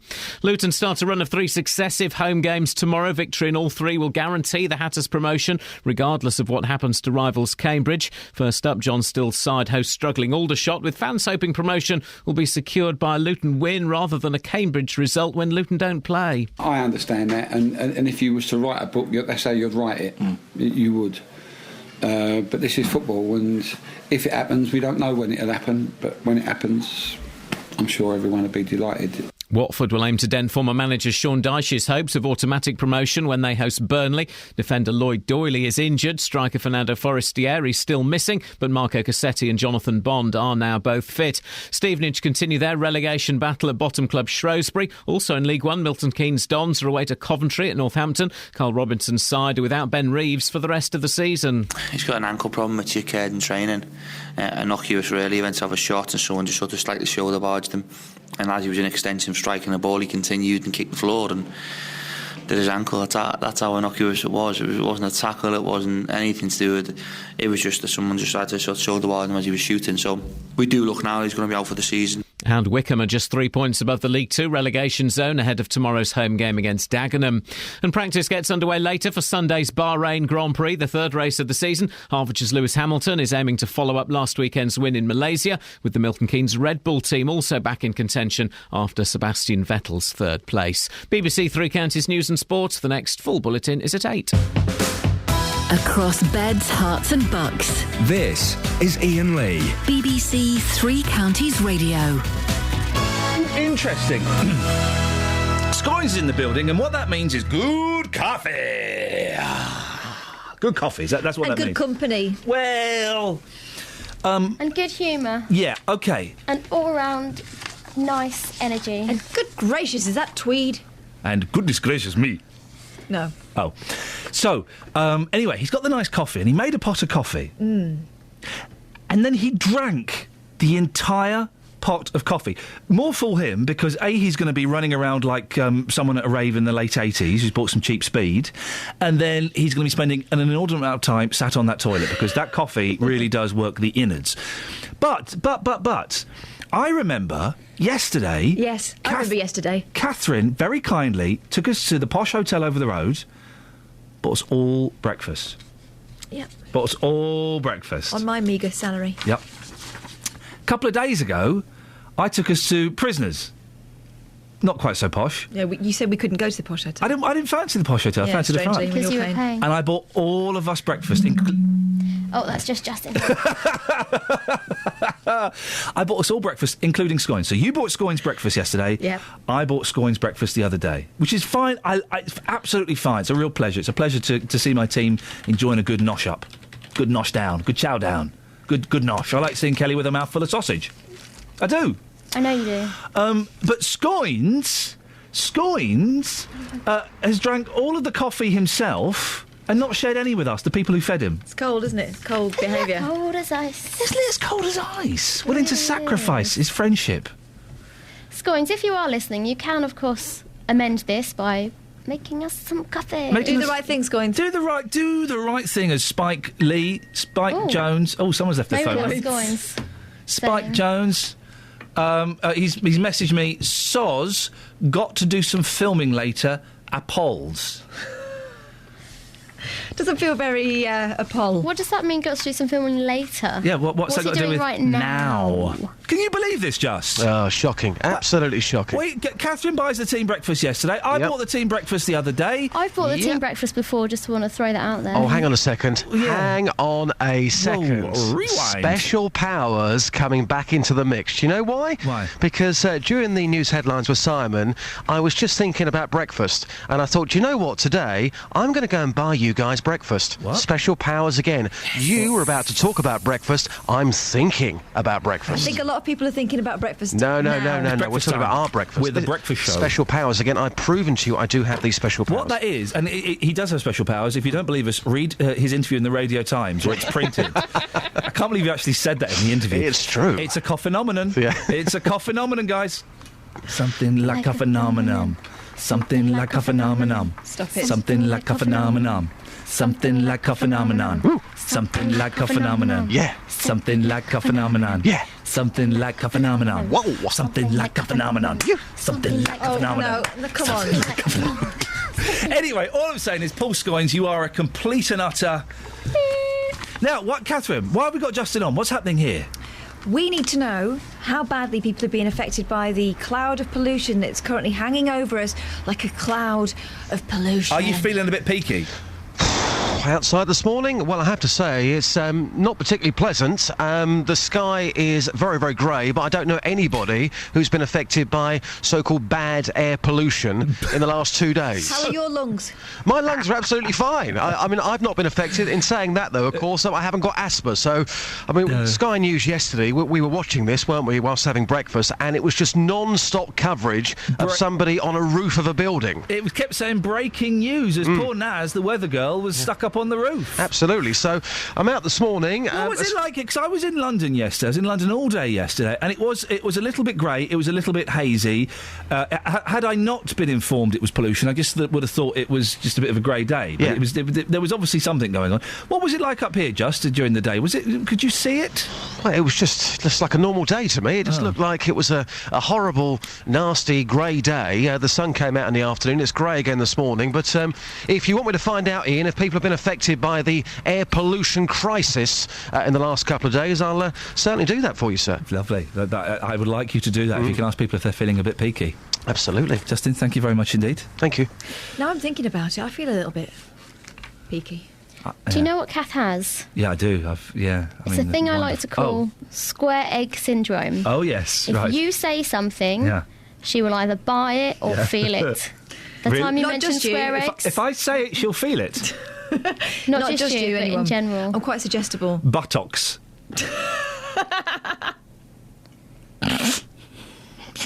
Yeah? Pervert. Guys? Stop now, let's move on. OK, let's move on. Right. But try it. Something else. OK. Say something that you bought and she will think that she needs it. I don't... The square eggs went down... Well, actually... My children now are prepared for the unexpected, so it's getting a bit more difficult to shock and stun. Do you know what I think you're missing? The carrot sharpener. Get a carrot sharpener. Can't believe you don't have one. What I'd like to do with a sharpened carrot. Yes, yes. Paul Scoins, I hope you're listening. 08459 455 555 is the telephone number. If you want to give us a call, let's have a quick look at the front page of the papers. There's some men wearing silly outfits. Who are they? They are the Swiss Guards. See, I've got a frog in my throat. Is that the... is that it? Peaky. Is that me feeling peaky? Smog in your throat. Sorry? You've got smog in your throat. No, it's a frog in my throat. Smog in your throat. It's hot air. Phenomenon. She is the Queen. She's arriving at the Vatican. Good for her. Fury grows as expenses row minister clings to job. Don't repeat mistakes, ethics chief warns MP. Parliament's ability to police itself was called into question yesterday as a cabinet minister clung to her post. Is Fury really growing? Who is it? This is the Culture Secretary, Maria Miller, who has agreed to pay just under £6,000 back from expenses, and she apologised. Is Fury growing, or is it just LBC and some of the newspapers that are getting mock furious. I'm not that fussed by it. She's been told she's got to pay back £5,800, so guess what? She's paying back £5,800. There was a furore yesterday that her apology was only 27 seconds long. Well, what, she's supposed to get on bended knee and wear a hair shirt and flog herself and beg for mercy? Is that what she's supposed to do? What she did, it would appear, it wasn't deliberately illegal. She wasn't particularly helpful with the investigation. But she's paying it back. She said sorry. Is fury really growing as expenses round Minister clings to job? I think that this, along with Europe, are one of those stories that newspapers and Sky and the BBC and various other phone-in shows would like to think we are all up in arms about. That we're all excited about. When actually, most of us, I think, don't care. Most of it, and if I'm wrong, could you give me a call on this? 08459 455 555. I think that most of us don't care about Europe, and we're not furious that expenses round Minister clings to job. We're not furious, are we? Could you give me a call and let me know? 08459 455 555 is the telephone number. Smog danger levels bring rush to dial 999. Smog levels that top the government's official scale in parts of the country led to soaring ambulance calls for people with breathing difficulties. It was revealed yesterday. See, I felt a bit chesty yesterday. I was in London, but part of me thinks that was psychosomatic. It was just me thinking I should feel a bit chesty because everyone else is feeling a little bit chesty. What do you reckon, Dennis? Well, I haven't smoked a cigarette for 80 years. Sorry? I said, if you're talking about chesty stuff... Yes. The last cigarette I smoked was 80 years ago. Did you feel chesty at all yesterday with Britain's pollution? No, I didn't, honestly. I don't feel chesty about things like that. Mm. But, yeah, fair enough. I did ring you about these plain packets. Oh, yes, the plain package is probably going to happen next year. They're going to get rid of the colourful packaging that adorns the cigarette packets. Is it going to make a difference, Dennis? I don't think so, because you said you started smoking to impress a young lady. That was peer pressure. No, I did it to annoy a young lady because she was a smoker and I wanted her to stop smoking. She's the same girl I became a vegetarian for. I wanted her to stop smoking, and she wouldn't, so I was like, right, I'll have a fag then, and it annoyed her. Well, you see now, for the youngsters, we were smoking from peer pressure anyway. Now what they've got to do is get these plain packets of fags and buy a nice cigarette case. They can flash it around and say how sophisticated I am. Bond-style. I have a cigarette case. Yeah. We don't want what? I mean, in the old days, posh people used to buy the fags in this fancy packet and immediately put them into a case and throw the box away. So I don't honestly see it's going to make a difference. I don't think it's going to... Matt in Hanslope has texted in, surely all cigarettes look the same out of the packet, of course they do. And very young smokers do not really care what brand they are and can't buy them anyway. Then as they get 15, a white packet is easier to hide from their parents. Anyway, must go, thousands of cigarette cases to design. So he's having the same thought as you. Well, but I'm not. I bought one for my father-in-law because I used to give him Navy cigarettes, which had a blue band round them, which he daren't show around, so he bought a case. My granddad used to smoke Senior Service. Yeah. Do you remember Senior Service? Yes. They were a stinky cigarettes. Yeah. And my dad went through a thing of smoking... He obviously got them off the back of a lorry, Gauloise. Yeah. The French cigarette that smelt of dog...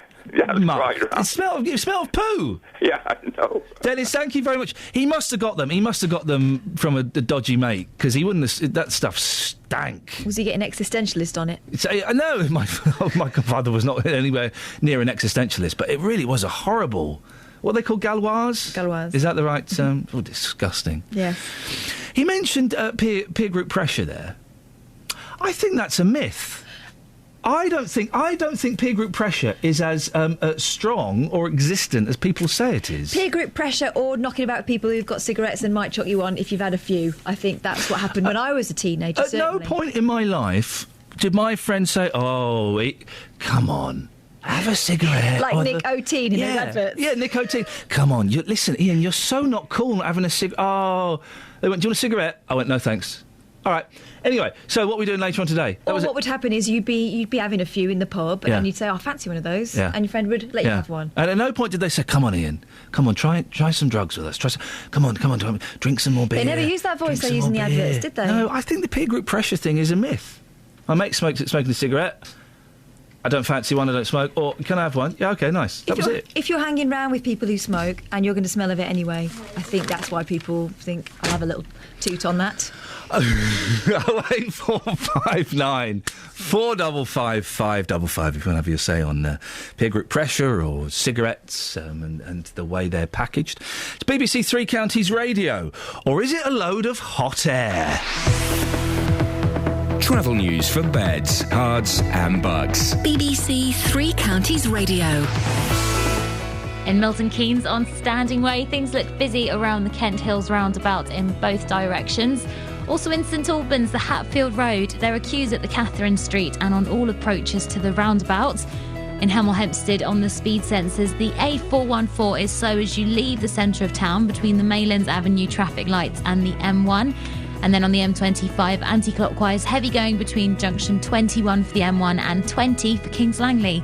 Public transport, that's still looking good. We've got no reported problems. I'm Alice Glossop, BBC Three Counties Radio. Or is it, Alice, all hot air? Possibly. Could you do me a favour? Absolutely. Could you end your next bulletin with that line? Maybe that works better if you say it.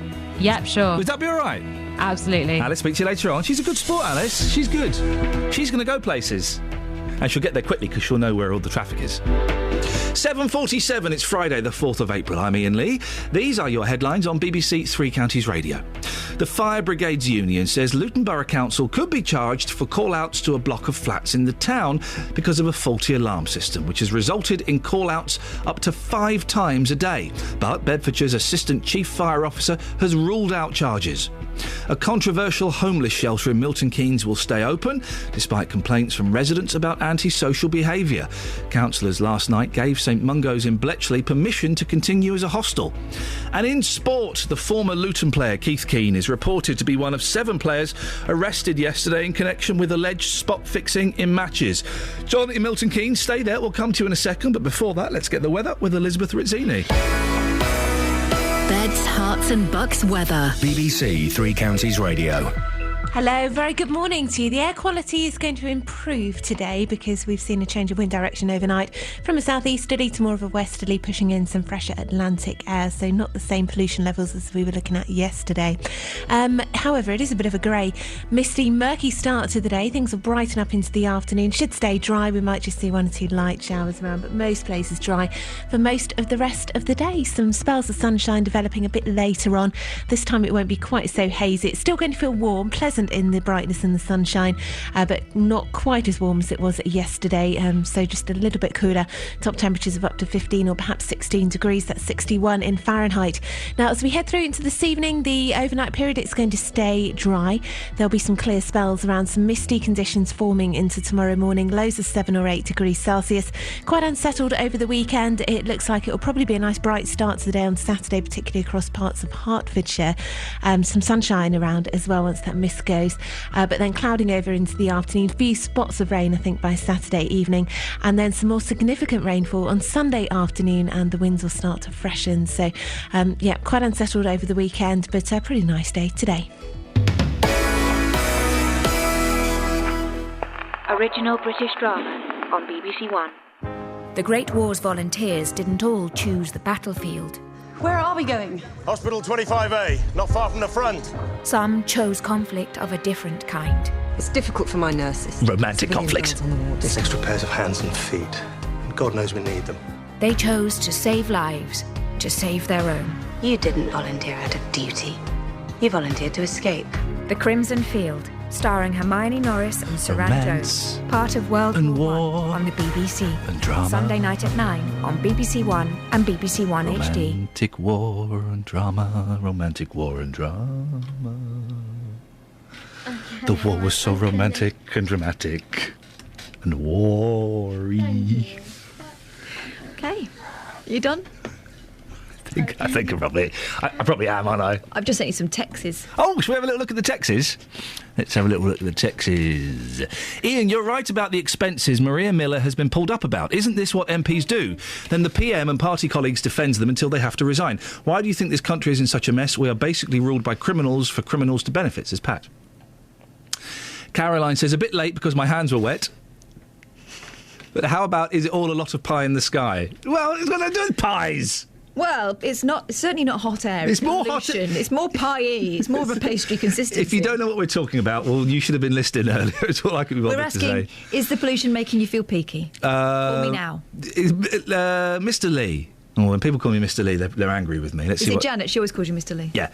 We should be up in arms when anyone abuses their position when paid from the public purse. After all the furore over the expenses, MPs should still be on the fiddle. John from Datchworth. Iain, the politician should lose her job.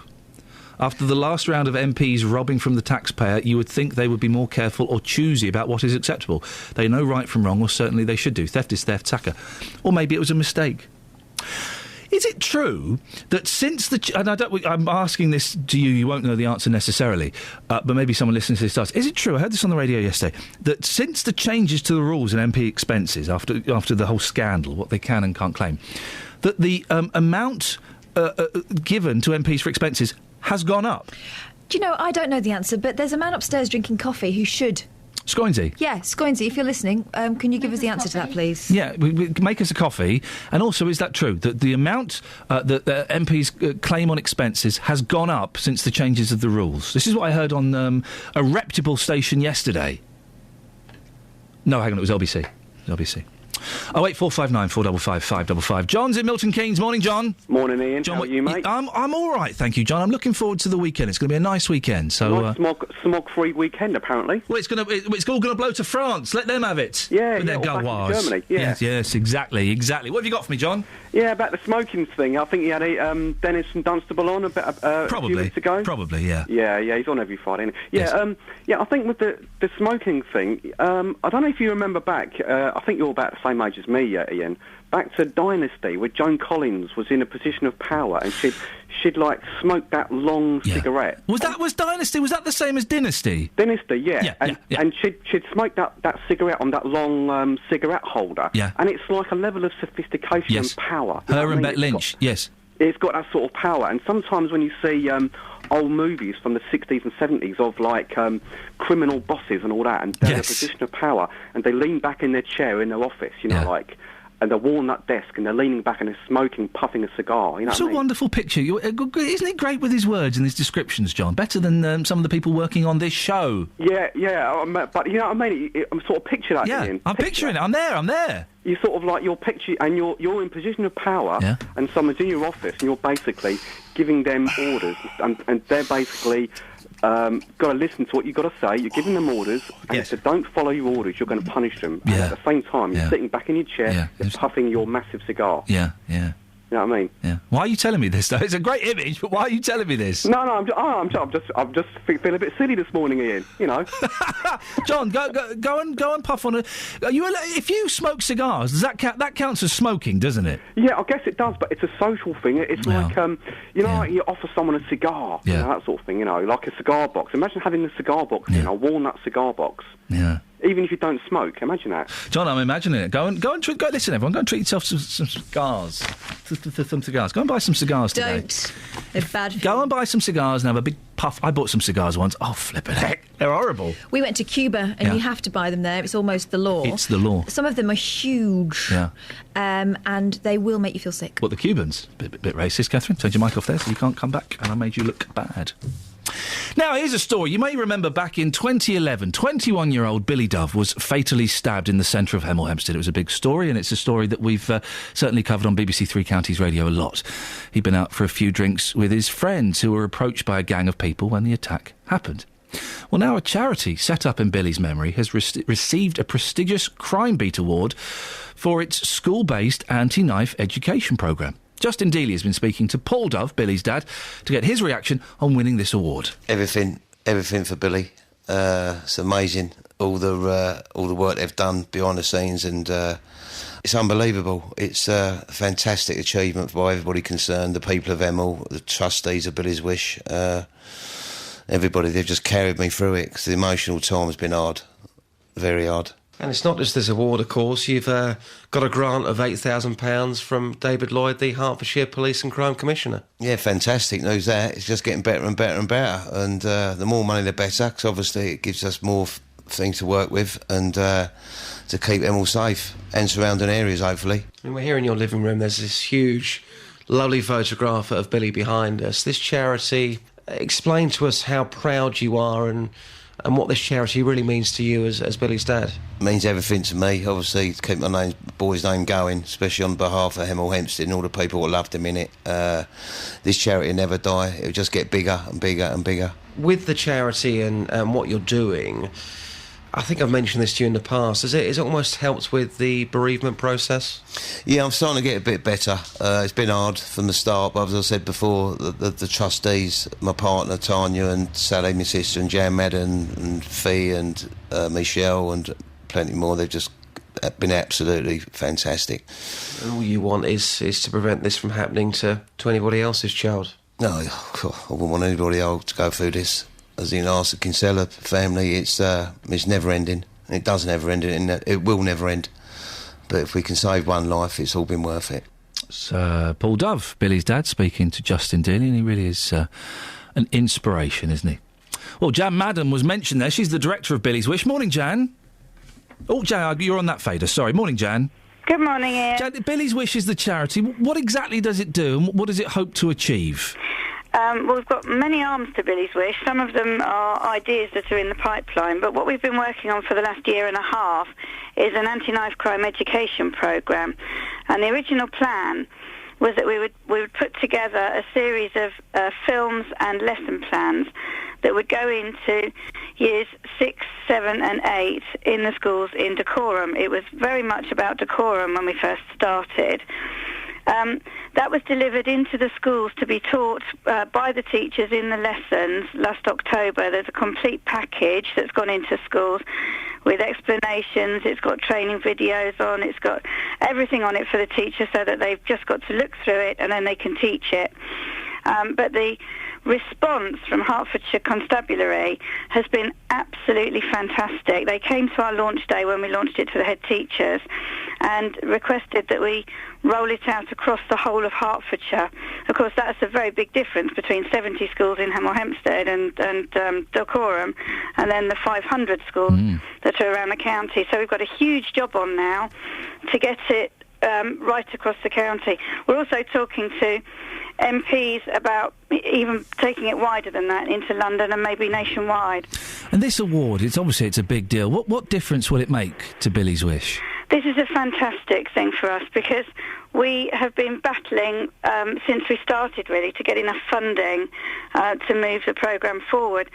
And because we've got such a fantastic response from the police, it gives us the credibility now. We've got the police on our side, we've got the Hertfordshire High Sheriff on our side, Hertfordshire County Council, Justin Donovan, who's the Director of Education for Hertfordshire, is agreeing with the police that this needs to be taught in the schools. He's actually seen the programme. And this gives us the credibility to go for funding from other sources. You know, we desperately need funding. This is a huge job we've got on our hands now, with costs involved. Jan, very quickly, if people want to get in touch, if they want to help or if they want to find out more, where's the best way to find you? Billy's Wish, www.billyswish.co.uk. Well, listen, well done. Congratulations on the good news and keep up the good work, and no doubt we'll speak again in the future, Jan. Thank you so much, Ian. Thank you. Take care. Bye-bye. Travel news for beds, cards and bugs. BBC Three Counties Radio. On the speed sensors at the Clop Hill roundabout, all approaches looking quite heavy at the moment. Also in Hitchin, the A505 and A602, both slow as you head towards the centre of town. The M25 anti-clockwise, heavy between junction 21 for the M1 and 20 for Kings Langley. Public transport has no reported problems. I'm Alice Glossop, BBC Three Counties Radio, or is it all hot air? Yes, she did it!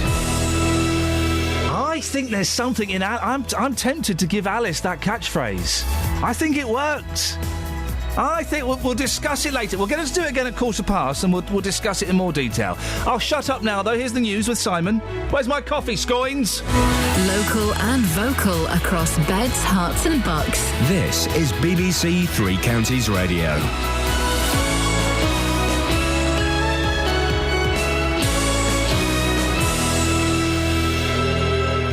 It's 8 o'clock. The headlines. Fire service rules out charges for false alarms at Luton Flats. Milton Keynes homeless hostel to stay open. And travellers shown the red card at Bedfordshire football pitch. BBC Three Counties Radio. The Fire Brigades Union says Luton Borough Council could be charged for call-outs to a block of flats in the town because of a faulty alarm system which has resulted in call-outs up to 5 times a day. The council admits that the false alarms have been happening for the last 2 weeks at Ackworth Court on Hockwell Ring. They hope to replace them next week, but Bedfordshire's Assistant Chief Fire Officer Simon Barker told this programme they were happy to work with the council. We've certainly not had any discussions with the Borough Council around charging, and it's not something that we're considering at this moment in time. In fact, we've been working really, really closely with the Borough Council around solutions, etc. We've had fire safety officers actively engaged with the Borough Council housing officers to try and address the issues. A controversial homeless shelter in Milton Keynes will stay open despite complaints from residents about antisocial behaviour. Councillors last night gave St Mungo's in Bletchley permission to continue as a hostel because the council has no other options if it closes. Bletchley councillor Elaine Wales says she's disappointed. If it had been a private company, I think it would have been thrown out. Because it was the council's own planning permission, it went through, and I'm just so angry that it's gone through. But they've got to wait till July 2015 now to go for this all again. The mainline rail service to Cornwall and much of Devon is running again. It's 2 months since the line was broken at Dawlish by violent storms. The repair operation has cost Network Rail £15 million and has been completed in time for the busy Easter holiday season. Malcolm Bell is from Visit Cornwall. There were many, when they said it would be completed within 6 to 8 weeks, we're talking 6 to 8 months, and we're being very cynical. And I looked at it and thought that's going to be quite a job. So, 10 out of 10, if not 20 out of 10 for the efforts to get it open so soon and what sterling work they've done. A charity set up in memory of a Hemel Hempstead man who was stabbed to death in the town has received a prestigious award. 21-year-old Billy Dove died in 2011. The charity Billy's Wish has been given the award for its school-based anti-knife education programme. Billy's dad Paul says the charity has helped him cope. It's a fantastic achievement by everybody concerned, the people of Hemel, the trustees of Billy's Wish, everybody. They've just carried me through it because the emotional time has been hard. Very hard. A junior football team in Bedfordshire are without a pitch for their games this weekend after travellers moved onto the site near junction 12 of the M1. The travellers have been served an order to leave the pitch close to the Poplars Garden Centre today, but Toddington Rovers chairman Jake Kirby told this programme another pitch has now been occupied. We understand that people need somewhere to live and somewhere to settle, but this is an area that's specifically marked out for children to play football on. We have nearly 200 children as members of our village club, and the vast majority of them will not be able to play football, possibly not only this weekend, but moving forward.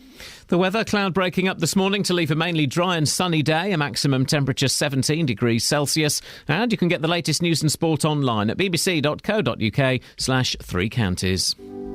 BBC Three Counties Radio's big tour of beds, hearts and bucks. It's a lovely place to live. You've got the river in front of you. It's all about where you live. I personally can't say a bad thing about it. And all this week, we're featuring Shefford and Chicksands. Surrounded by wildlife, with lovely vistas to look at. It's a really friendly, lovely place to come to. The big tour of beds, hearts and bucks. BBC Three Counties Radio. Don't worry, guys, don't worry. The coffee has arrived. I'm going to just issue a description of what I can see in the studio next door. It will mean very little to very few of you, but the way that Paul Scoins, Kelly Betts and Catherine Boyle are lined up, they look like the front line of The Who during the video of Who's Better, Who's Best. Yeah, you're Daltrey. Catherine, you're Townsend. I'm really sorry, Paul. Your Entwistle. Sorry. Yeah, the bass player. If you know the video, you'll know exactly what I mean. If you don't, go and look it up. There are worse things you can do with your time. Morning, this is Iain Lee, BBC Three Counties Radio. It's 8 minutes past. It's Friday. It's almost the freaking weekend, baby. And I'm about to have me some fun. Ain't that the truth? Coming up in the last hour of the show before JVS at 9 o'clock, false alarms, homeless teens, and, well, are you feeling a bit peaky? Has the pollution affected you? We're also asking, will plain packaging on cigarettes, will it really have any effect on smoking and the number of people who take it up? I don't think it will. If you want to take part, I've been very busy on the phones this morning. We've got a couple of lines free, so now is an excellent time to call. 08 459 455 555. Across beds, hearts and bucks. This is BBC Three Counties Radio. We often say this, some of the best stories come from you, dear listener. If you have a story that you think we should be covering on the show, then do get in touch. You can email me directly, ian.lee@bbc.co.uk, IAIN.LEE at bbc.co.uk. Well, the story we got yesterday was called in by Dave Luton. He called in to tell us that he keeps seeing firefighters with their lights and their sirens going to Ackworth Court in Hockwell, only to stand around with nothing to do. Well, he presumed it was because elderly residents were cooking chips or cooking eggs and then falling asleep. It's not. The truth is a little bit different. Here's what Area Commander Simon Barker told us. The fire alarm system is being revamped by the local authority, and that's caused us some issues in terms of false alarm actuations, to the point where we've actually been going out sometimes upwards of 5 times a day to what are false alarm calls. It's not just about the expense, it's about the number of mobilisations on blue lights, because obviously with a high rise we mobilise a number of fire engines, and of course we're putting the public at additional risk with all the mobilisations. Well, we did ask Luton Borough Council to join us on the show this morning to talk to us about this. They basically told us to jog on.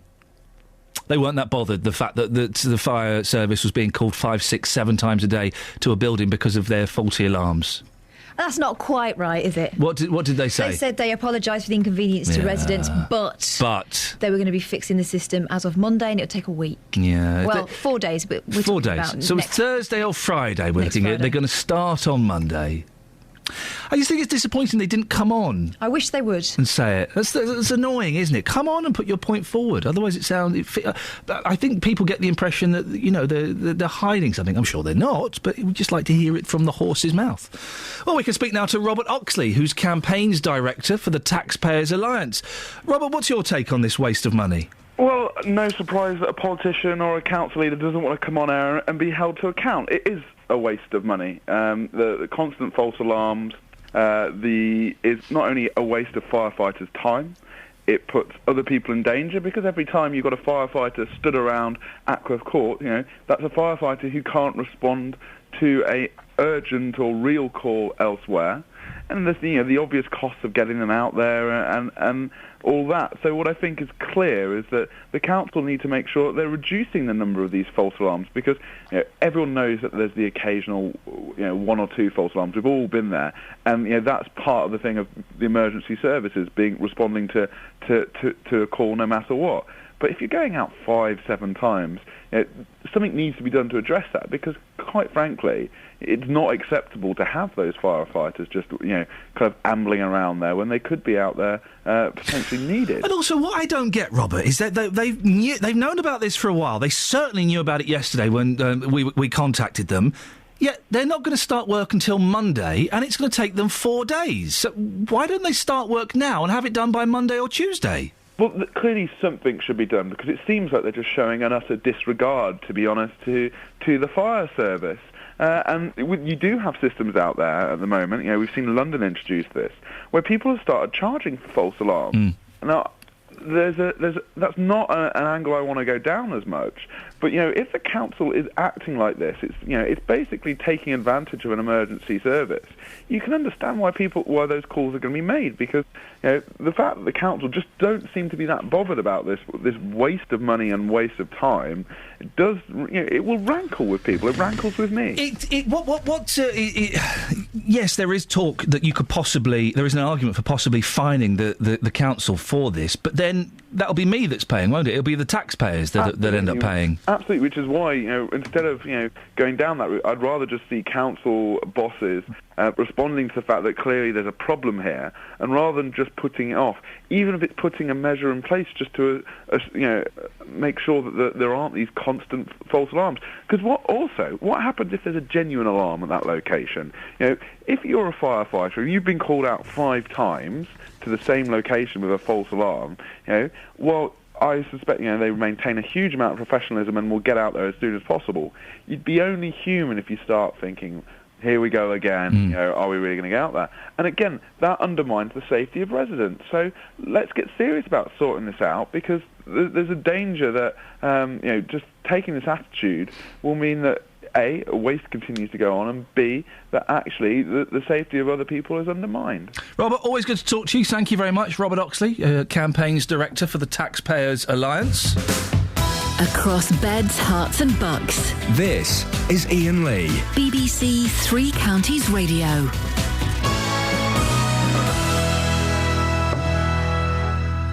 Oh, 08459 455 555 is the telephone number. Smog, we're hearing all the warnings. I've seen people on the news wearing face masks like them Japanese tourists. But the question is it making you feel peaky, or is it a lot of hot air? Of course it isn't, it's pollution, but you get the idea. Justin's been getting the word on the street. I don't know which street you've been on, Justin. Morning, boss. Is it a smoggy street? It's absolutely horrible this morning. It's grey, it's miserable. Sky News have had reporters on rooftops for the last 2 days or so. Everyone seems to be talking about this. I think they've allowed just to clarify, I think Sky have let the reporters come down at night time. Right, they've not been living up there for 2 days, yeah. We haven't put me on the roof yet, but I've been in Luton this morning talking to people about this, and people are experiencing problems. Take a listen. Iain wants to know this morning, are you feeling peaky? A wee bit. Yeah, you're talking about smog. Yeah. Yeah, it's pretty bad. I was just looking at it there. You can feel it in your eyes. Seriously, you can? Yeah, It's not just psychological? No. There's a difference between psychological and so. I was just thinking to myself, I'm going to spend the rest of the morning indoors, just try and get away from it. So you're now going to go home and close all the windows and stay indoors? Basically, yeah. Just for a day. Because I can feel it, seriously, I can feel it in my eyes, so why not? Madam, the smog. Are you feeling the effects of this smog? I think a little bit. Just the breathing feels a bit tight, that's all. I think so. Everything feels a bit more heavy and oppressive. Well, the young lad that I work with actually told me yesterday he thought he could taste it in the air yesterday. But, I mean, I don't suffer with asthma. I suppose the asthma sufferers really do. Is he an asthma sufferer? Don't think so, not as far as I know. So he just came in and said, I can taste the pollution in the air? I've come out of my house this morning, I can taste the pollution, but it comes from Flitwick. Maybe it's worse over there, I don't know. Not got a clue what the first fella said, but I got from the tone of his voice he was unhappy. He's very unhappy. The last couple of days his eyes have been very, very sore. He's now on his way home. He's going to be closing all of his windows. He will not be leaving his house today because he says the air pollution is there and he is certainly feeling the effects. Is it really... I mean, is it really that bad? I saw it yesterday in London, and I felt a bit chesty on the way home, but I'm sure that was psychosomatic. I'm sure it's just because I'd heard so much about it on the radio and the news. I mean, you think so? I mean, personally, as I say, I haven't experienced any problems, but you've heard people there, somebody going home, somebody as well, who came into work yesterday saying they could taste this pollution. Who else listening this morning can taste the pollution in the air? It's all rather strange. Just what are you doing for the rest of the show? More on air pollution, I think, or smoking, whatever you want. Link there, you see? Yeah, there is a link there. I don't know what is it your call? You can either do pollution or you can do the plain fag packets. Whatever you fancy. Why don't we go for plain cigarette packaging? Shall we have a go at that? Because it's not going to make any difference at all. We all know that, don't we? I don't think it will make. No.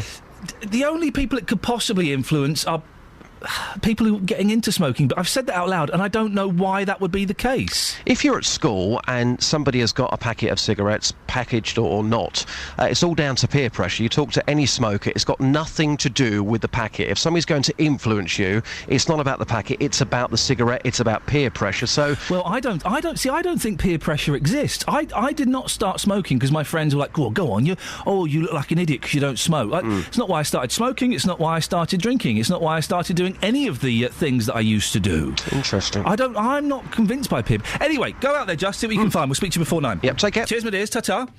A few texts and a few Facebook comments, on the plans to introduce plain packaging on cigarettes. Rob says, tomorrow it'll be back on bacon being bad for you. It keeps going around and around. Wait until no one in the UK smokes. Who will pay the tax then? People with asthma smoke. Why? People get lung issue but carry on smoking. Nettie says, people will do what they want. Dangerous, crazy, unhealthy and defiance. 08459 455 555. The changing of the cigarette packets to plain packaging. It ain't going to do much, is it? Or is it just a load of hot air? Travel news for beds, cards and bugs. BBC Three Counties Radio. In Hitchin, the A505 and A602 both looking heavy as you head towards the centre of town still. And in Dunstable, the A5 struggling in both directions around the Luton Road. In Cheshunt, we've got the normal delays on the A10 southbound. That's slow between Turnford and Waltham Cross. And on the M25, anti-clockwise, slow going between junctions 17 for Maple Cross and 16 for the M40. Public transport has no reported problems. I'm Alice Glossop, BBC Three Counties Radio, or is it all hot air? Yes! Where's my heads? Where's my heads? Where's my heads? Where's my heads? Where's my heads? Where's my heads? There's my heads. It's 8:16, it's Friday the 4th of April. I'm Iain Lee. These are your headlines on BBC Three Counties Radio. The fire service say they have no plans to charge Luton Borough Council for call-outs to a block of flats in the town, despite a faulty alarm system which has resulted in call-outs up to 5 times a day for the last 2 weeks. A controversial homeless shelter in Milton Keynes will stay open, despite complaints from local residents about antisocial behaviour. Councillors last night gave St Mungo's in Bletchley permission to continue as a hostel. And in sport, Andy Murray is expected to be fit after a virus as Great Britain play Italy in their first Davis Cup quarter-final for 28 years. BBC Three Counties Radio.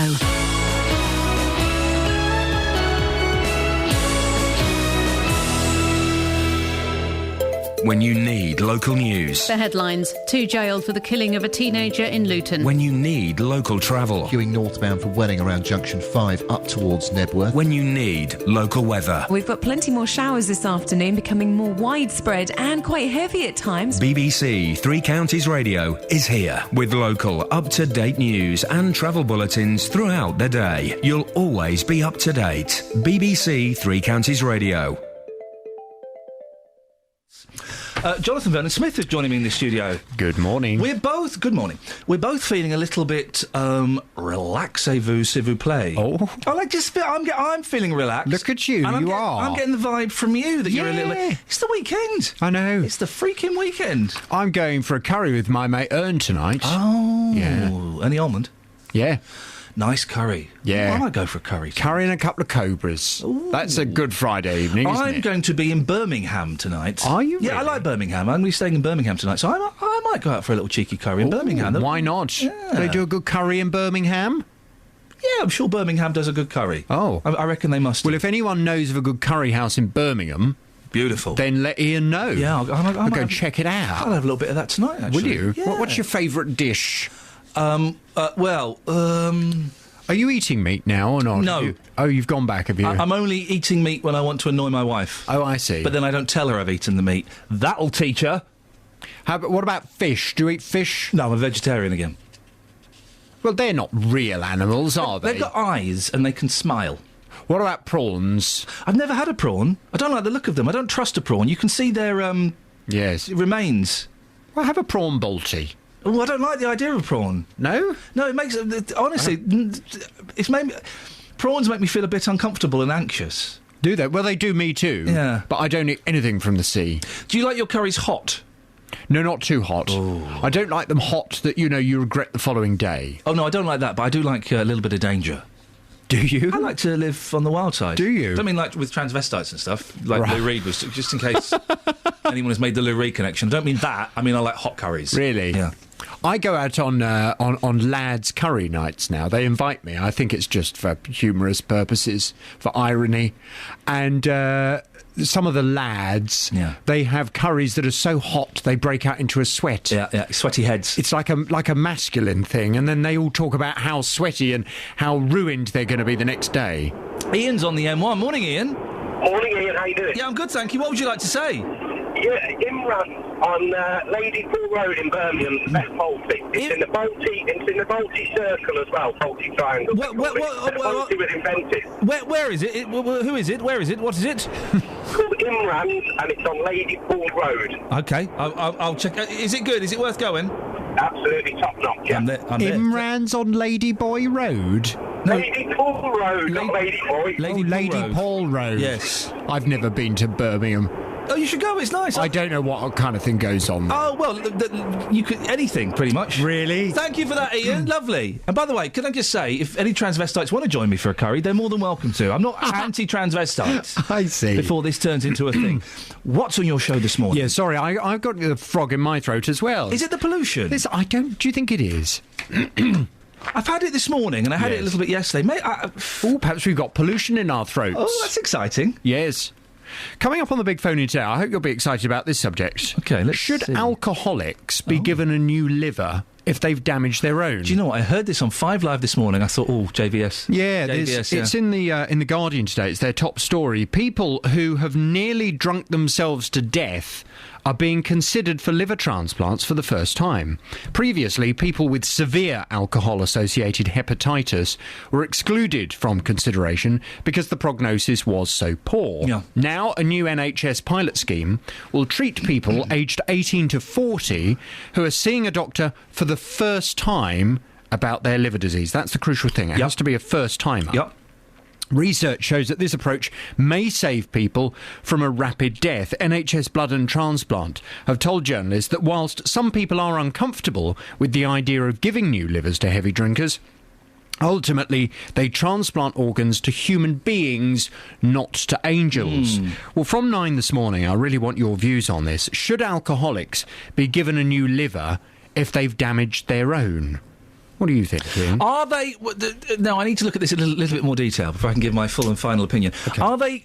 They've obviously damaged their liver through alcohol abuse. Yes. Are they Severe alcohol abuse. Are they still alcoholics? Are they still drinking heavily, or have they managed to stop drinking heavily? These would be people who have turned up at the hospital so ill... so unwell because of their drinking, but the hospital have never encountered them because of drinking before. They'd have to be 18 to 40... and the hospital would have to say, OK, well, look, you've nearly killed yourself because of your drinking. You've got to stop drinking now. If you stop drinking now, we'll give you a new liver. That's how it'll work. It wouldn't be enough to stop those people drinking. The majority of those people don't think drinking. so? It wouldn't be enough to stop them. But look at George Best. Yes, but people always use that example, don't they? But there are lots of alcoholics who do stop. Oh, yes, they do. Lots. I know lots of alcoholics who have stopped drinking. But them just saying, I'll give you a new liver, but you've got to stop. I don't think that will make the majority of them stop. But saying that, yes, I think they should have a shot. I think they should be. Really? Yeah, I do. I do think they should be given a second chance. Why not? Why not? They're ill. They're ill. It's a disease. So yeah, we should do our best to look after these people. If it meant, though, that somebody who was also very unwell with a form of liver disease that they hadn't brought on through their own behaviour, if it meant that person didn't get that liver, is that fair? 08459 455 555. I shall be listening with interest from 9 o'clock. Absolutely. Should alcoholics be given a new liver if they've damaged their own? It's the big phone in at 9. Should be a good one. Thank you, JVS. Across beds, hearts and bucks. This is Iain Lee. BBC Three Counties Radio. Should be a good one at 9 o'clock. I'll be listening to a little bit of that. Paul's in Biggleswade. Morning, Paul. Ian's in Luton. Morning, Luton. I've got it right in a minute, Ian. Yeah, it was a good idea. I was trying to be clever, wasn't I? You were trying to be clever, and the thing I've learnt, Paul, from past experience, never try and be clever. No one can ever pull it off apart from Stephen Fry. And even then... What can I do for you, Paul? About the fire engines going to Hockwell Ring 5 times a day. 5, 6, 7 times a day, yeah. Wouldn't it make sense just to have one fire engine actually permanently based there for the time being, so that when the fire alarm goes off, they can just sort of send the man up the ladder, up the steps, and have a look to see if it's a genuine fire, and then bring all the rest of them in, or not, as the case may be. Well, it's funny you should say. I don't think you can have a fire engine there per se, but it did cross my mind. Can't they have a fire warden or someone kind of stationed there? One person who has the authority to go and check the alarm and then phone up the fire brigade and say, false alarm, don't need to turn up here. Well, I think that makes very good sense. I think Luton Borough Council need to pull their finger out, and instead of going and fixing the alarms on Monday, taking 4 days, they start doing it today. Well, get it done by Monday. Yes, that's the point. But then I wonder how long it'll actually take for them to fix it. You know, it might take them quite a long time. Well, it's going to take 4 days for them to fix it, Paul. I've got to move on because I've got a lot... Busy show this morning. Paul, thank you for your call. Busy show. St Mungo's, the homeless shelter in Milton Keynes that we spoke about on yesterday's programme, will stay open, even though residents nearby say it's a haven for antisocial behaviour. Milton Keynes Council granted planning permission last night, saying it had nowhere else to put the youngsters. Well, Councillor Mick Legg is chair of the committee which gave permission, but he voted against it. What are your objections, Mick? Well, I just think my own personal view is to support the residents, because I don't think enough has been done to mitigate the impact of the facility on the residents. But what the committee did decide last night, Iain, as a condition of this going forward, now the home has now got to come up with a management plan, which has to be agreed by the Development Control Management team. So we can monitor the impact of the home on the residents. What management plan do they need? Surely all they've got to say is, if you do drugs, we boot you out. If you go and put a brick through someone's window, you boot you out. If you go and shout at someone in the street, we boot you out. What more do they need to do? And how can you guarantee it's going to be enforced? Well, under the development plans, they are stuff which can be enforced. That we've also made it very clear last night that we expect more staff to be on duty when there are the troubled times. There's going to be one member of staff there overnight. Is that enough? Well, we also added what we call an informative to the decision last night, which suggested we want more. We want it made clear to the management. We expect to see more staff there overnight, sort of like 2 or 3. And is that actually going to happen? I thought the agreement was one member of staff overnight after 11. That was the original proposal in the paper, which went before committee, but there was several amendments made to the proposal last night, Iain. And as I say, there was an informative and there was a condition of a management plan. Now, if a management plan is made and it's not adhered to, then the council have enforcement powers to take against the home. But really, Mick, are they going to do anything? The council need to have a place for vulnerable young people. It wasn't shut after being refused last time. They're going to let them get away with anything, aren't they? Well, no. Certainly, I will give my public commitment today, because as I say, I've represented this area in the past, so I know it very well. I know it's right next to a school, so there are all sorts of issues around that area.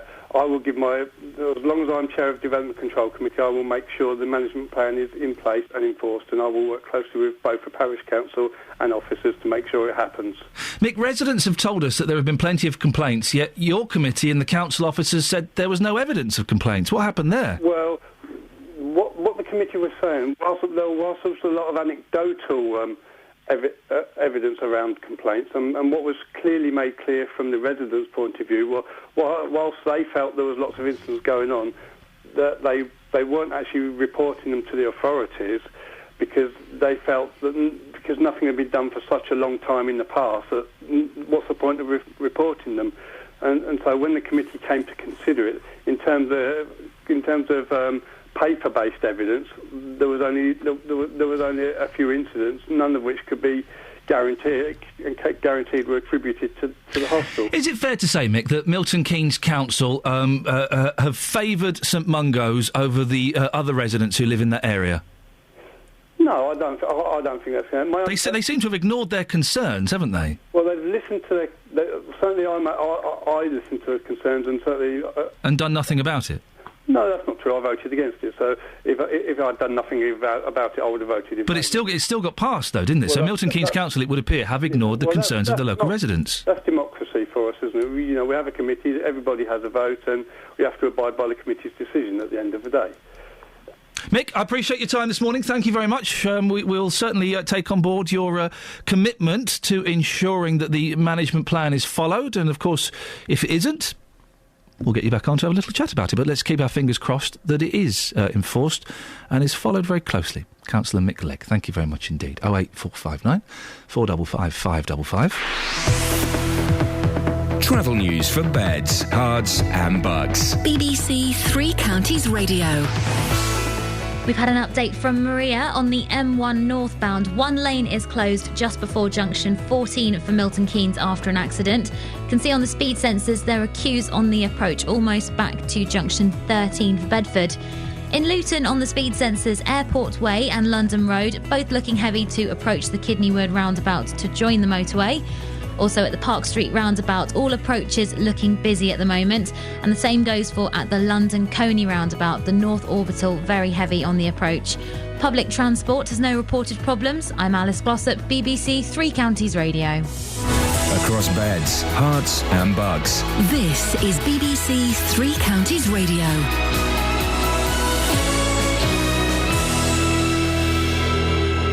It's 8:30, I'm Simon Oxley. The fire service say they have no plans to charge Luton Borough Council for call-outs to a block of flats in the town, despite a faulty alarm system, which has resulted in call-outs up to 5 times a day for the last 2 weeks. The council say they hope to replace the alarms at Ackworth Court on Hockwell Ring next week.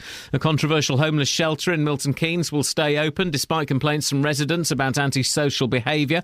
Councillors last night gave St Mungo's in Bletchley permission to continue as a hostel. And a junior football team in Bedfordshire are without a pitch for their games this weekend after travellers moved onto the site near junction 12 of the M1. The travellers have been served an order to leave the pitch used by Toddington Rovers close to the Poplars Garden Centre today. Three Counties Sports. BBC Three Counties Radio. Luton start a run of 3 successive home games tomorrow. Victory in all 3 will guarantee the Hatters promotion, regardless of what happens to rivals Cambridge. First up, John Still's side hosts struggling Aldershot, with fans hoping promotion will be secured by a Luton win rather than a Cambridge result when Luton don't play. I understand people would like it to be at home in front of a big crowd and all that. But as I said, this is football, right? You know, if it happens, I don't know when it'll happen, but we all just working as hard as we can to make it happen. Watford will aim to dent former manager Sean Dyche's hopes of automatic promotion when they host Burnley. Defender Lloyd Doyley is injured. Striker Fernando Forestieri is still missing, but Marco Cassetti and Jonathan Bond are now both fit. Stevenage continue their relegation battle at bottom club Shrewsbury. Also in League One, Milton Keynes Dons are away to Coventry at Northampton, with Peterborough 6 points ahead with the game in hand. Does manager Cole Robinson still think the playoffs are possible? Just the fact that you have to ask the question proves that we're still in it. It's when you say, Carl, the season's over, what are we doing now for next season? And also as well, I don't want to cheat these fans. They've been wonderful this year. They've stuck with us through thick and thin. They're starting to realise where we're at financially and what we're trying to do. And everyone's sort of this has been a stronger season. I think it's been a stronger season for unity amongst the group. And Wickham are just 3 points above the League 2 relegation zone ahead of tomorrow's home game against Dagenham. And in tennis, Andy Murray leads Britain's challenge in Italy later today in their first Davis Cup quarter-final for 28 years. Murray was able to train yesterday despite a virus. BBC Three Counties News and Sport. The next full bulletin is at 9. Call 08459 455 555. BBC Three Counties Radio. Lots to talk about. Let's have a little recap, if we shall. Plain packaging on cigarettes. Probably going to happen next year. It's not going to stop anybody smoking, is it? Is it really? If you're a smoker, you're not going to stop or cut down because you haven't got the wonderful purple motif of a silk cut, or the golden box of the Benson and Hedges, or the black box of the JPS. That's not going to stop you, is it? And is it really going to stop younger people? Younger people don't smoke. Kids don't smoke because they like the packet that it comes in. It's not what they're smoking for. Smoking because they want to smoke. They want to rebel. They want to do something naughty. They want to experience something with their bodies. That's what they smoke for. 08459 455 555 is the telephone number if you want to give us a call about that. Paul Scoins has joined me. Why? All right. What are you doing? You called me. You asked me to look into some stuff. Did I? Yeah. What? MP's expenses. Oh, yeah. Yeah, glad one of us remembered. OK, all right, calm down, mate. That was an hour ago. Well, yeah, you know. What I was asking is, we're talking about this, it's Maria Miller, isn't it? Yes, it is. Who is she? She's the Culture Secretary. What does the Culture Secretary actually do? Is that like opera and stuff? Well, the brief has changed slightly, but it was always culture, media, sport. So, I mean, her predecessor, Jeremy Hunt, was in charge of the Olympics and various other things, but also, you know, has responsibility for things like governance of television, radio, media, newspapers, you know, arts. All right. Culture, basically. Does exactly what it says on the tin, Ian, yeah? An independent watchdog ordered her to pay back £45,000 of Yeah, no, don't pull that face. I know the story better than you, right? £45,000 of misclaimed expenses. Instead, she agreed to repay $5,800. Yes. So it was brought down to $5,800. She issued an apology. Yes. In the House of Commons yesterday. But this is kind of... First of all, I'm asking, are people interested? And we've had a few texts, people saying, actually, yeah, we are. She should get the sack. I'd like to know why you think she should get the... we just got some breaking news. Catherine, what's the breaking news that's coming through? We're getting word through from upstairs, the news desk, that there are reports that the police are moving onto the site in Toddington, where the Travellers are set up camp on the... the football pitch? Yeah, the football pitch, next to Poplar's Nursery. OK, we will have more... Thank you for that, Catherine. We'll have more on that as it happens. People who think that Maria Miller should lose her job, why? Why? Well, in, when was it, 2009, which is when the Daily Telegraph started its exposure of the MP's expenses having been leaked, the documents, it created uproar, didn't it? Yes. It really undermined confidence in MPs and politicians. There was that sort of drip effect of one day after another, different revelations. We had the famous ones, the Duck House, the Moat and chocolate bars, various other bits. Other MPs fell foul of it, of course.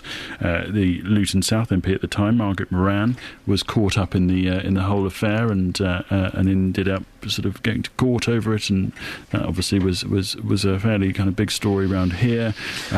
What I heard yesterday was that obviously the rules were brought in and changed on what MPs could claim in terms of expenses. Yes. Now, I heard yesterday that since those rules had been changed, more money had been claimed on expenses than before those rules had been changed.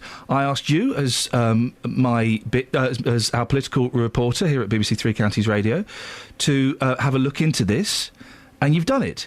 Well, they've eventually. What did you find out? They've had an uplift in salary, and that's been called for by IPSA. Now, IPSA stands for the Independent Parliamentary Standards Authority. They came into force, I suppose, in 2011, after the coalition took power.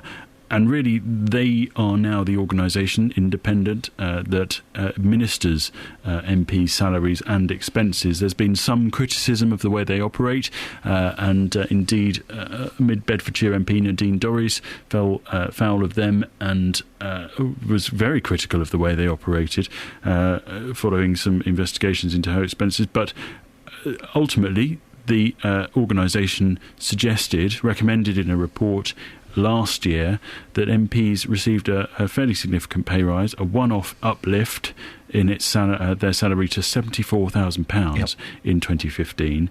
That equates to about 11%, sort of more than £7,000 than they earn at the moment before tax. So they are going to get more money. If I could refer you to that's a really interesting little side street. But I'm talking specifically about MPs' expenses. Has the amount of money claimed by MPs for expenses gone up since the rules were changed? Well, the rules have increased, so you are allowed to claim more. OK. I'm really going to push you on this, Mr. Scoynes. I'm sorry. Has the amount that's been claimed gone up? That was the question. No, I was told to look into salaries. Who? Right. Boyle, headphones, now. He's muffed this up.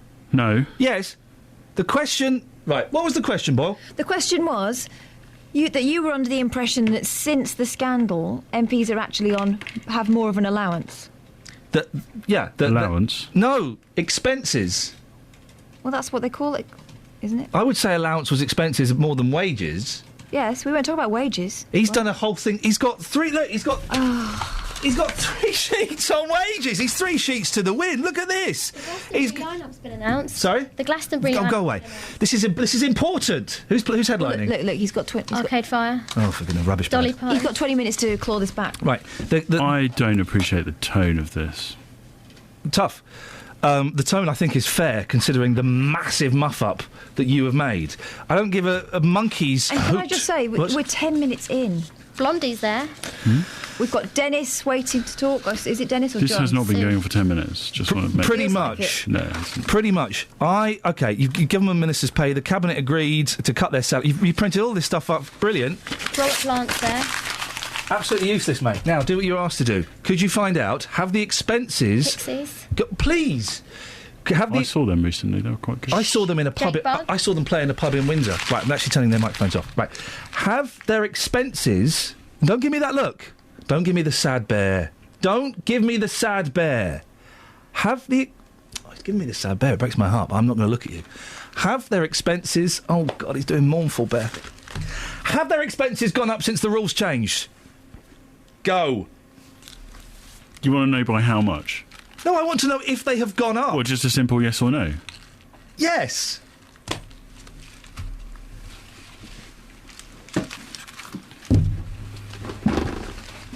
Ow! That got me right in the... Nuts. That's our political reporter, Paul Scoyens. How can he get it so wrong? An allowance, I mean, you shouldn't have changed the word from allowance to expenses. You should have kept expenses. But allowance is more expenses than pay. I would say that. Yeah, but I mean... You should still have... What you've got to remember is that Scoyens has drunk a lot of coffee this morning. Did you see the fury in his eye? Yeah. We'll get it before 9 o'clock with the BBC. This is what we do. Dennis is in Luton. Morning, Dennis. Dennis? Yeah, number 2 boss. Good morning. Yes, hello, Dennis. Regarding the fire at yes, you're the fire or the lack of fire. For those who don't know, Dennis called us up yesterday to let us know that the fire engines are going 5, 6, 7 times a day to Ackworth Court in Hockwell. Well, it's now our lead story today, Dennis. We've been following it closely. What have you made of what's been said? Well, number set 1, he said, the fire chief said 2 weeks, last 2 weeks. Yeah. No, last 4 months. Let's be precise for a bit. And, they disputed that state. No. Well, I live here, and we see the fire engines every day coming along the road, all directions. But and it's strange that now there's no fire engines today. Yeah. Or yesterday, apart from the one incident when I called up. No, they've done the job already. Well, they haven't. What we've been told, Dennis, is that it's a problem with the smoke and the fire alarms, that there is dust and dirt in there, and they're going to start replacing them on Monday, and it should be done by the end of next week. Yeah, but what I'm trying to say, Ian, we've had it all 5 times, 6 times a day. Lucky you. For the last 4 months. Good lad. Now, over yesterday, because you come on the radio and Justin was there, it stopped. Yeah. Now, why is it stopped today and even yesterday? Because I come on the radio. Can you do why is it stopped? Can you do us a favour, Dennis? It could just be coincidence, or it could be something more. Could you keep an eye out over the weekend and maybe speak to us on Monday and let us know if it's stopped completely or if it's carried on or what? Well, I don't have to keep my eye. You can hear them all the time when they come fast. Okay. Oh, here's one instance regarding these cigarettes. Yes. If I'm on a brand name, and I've smoked that brand name for all these years, yes. Is that brand name still going to be on the front of that or on the edge of that? That's a really good question. It's going to have to be somewhere. It's a plain packet, but it's going to have to be somewhere for the fella in the corner shop to hand you your silk cuts. Well, yeah, because I smoke Cutter's Choice, which is a roll-up. Oh. Right? Yeah. But I don't want to go in there and I've got to have a Golden Virginia or something of that nature. Have a Golden Virginia, Dennis. Yeah, it's okay. It's like chocolate. I know. Yeah. It's lovely, isn't it? Beautiful. Yeah, beautiful. Really lovely. Oh, no, I can't. You can't. I'm having a flashback. Can't have me reminiscing about smoking. Smoking is bad for you. Don't. But you do enough look cool. No, you don't. You stink. James Dean looked cool. Dolly Parton's there. Sorry? At Glastonbury. Oh, for goodness sakes. Kelly is from Signpost. Good morning, Kelly. Good morning. Oh, good morning, Kelly. I remember you. Remind us what Signpost is. Signpost is a homeless charity in Luton and Dunstable. We provide hostel accommodation, floating support, and all different things. But in Signpost, we have a fantastic volunteering team called Team SP, and tomorrow we're going down to the riverbank in Luton, and we're going to be picking up litter and making it look a lot better. Can I ask why? How is that going to help homeless people? Well, the homeless people are involved. Oh. So all of our clients who live in the hostel are invited to come along and help us all, just to make a better community, really. That's a nice thing to do, isn't it? Just to make the place look a little bit better. Yeah. So how many people are you expecting to turn up? Oh, we're expecting and hoping for 70, and that's why I'm ringing, because it's a call for volunteers, really, tomorrow. Beautiful. OK, so listen, tell us where and when you're going to be, so people can come and join you. We're going to meet at Neville Road at 9:30. You'll see a big gazebo, and we'll have a health and safety briefing and a registration. Yeah.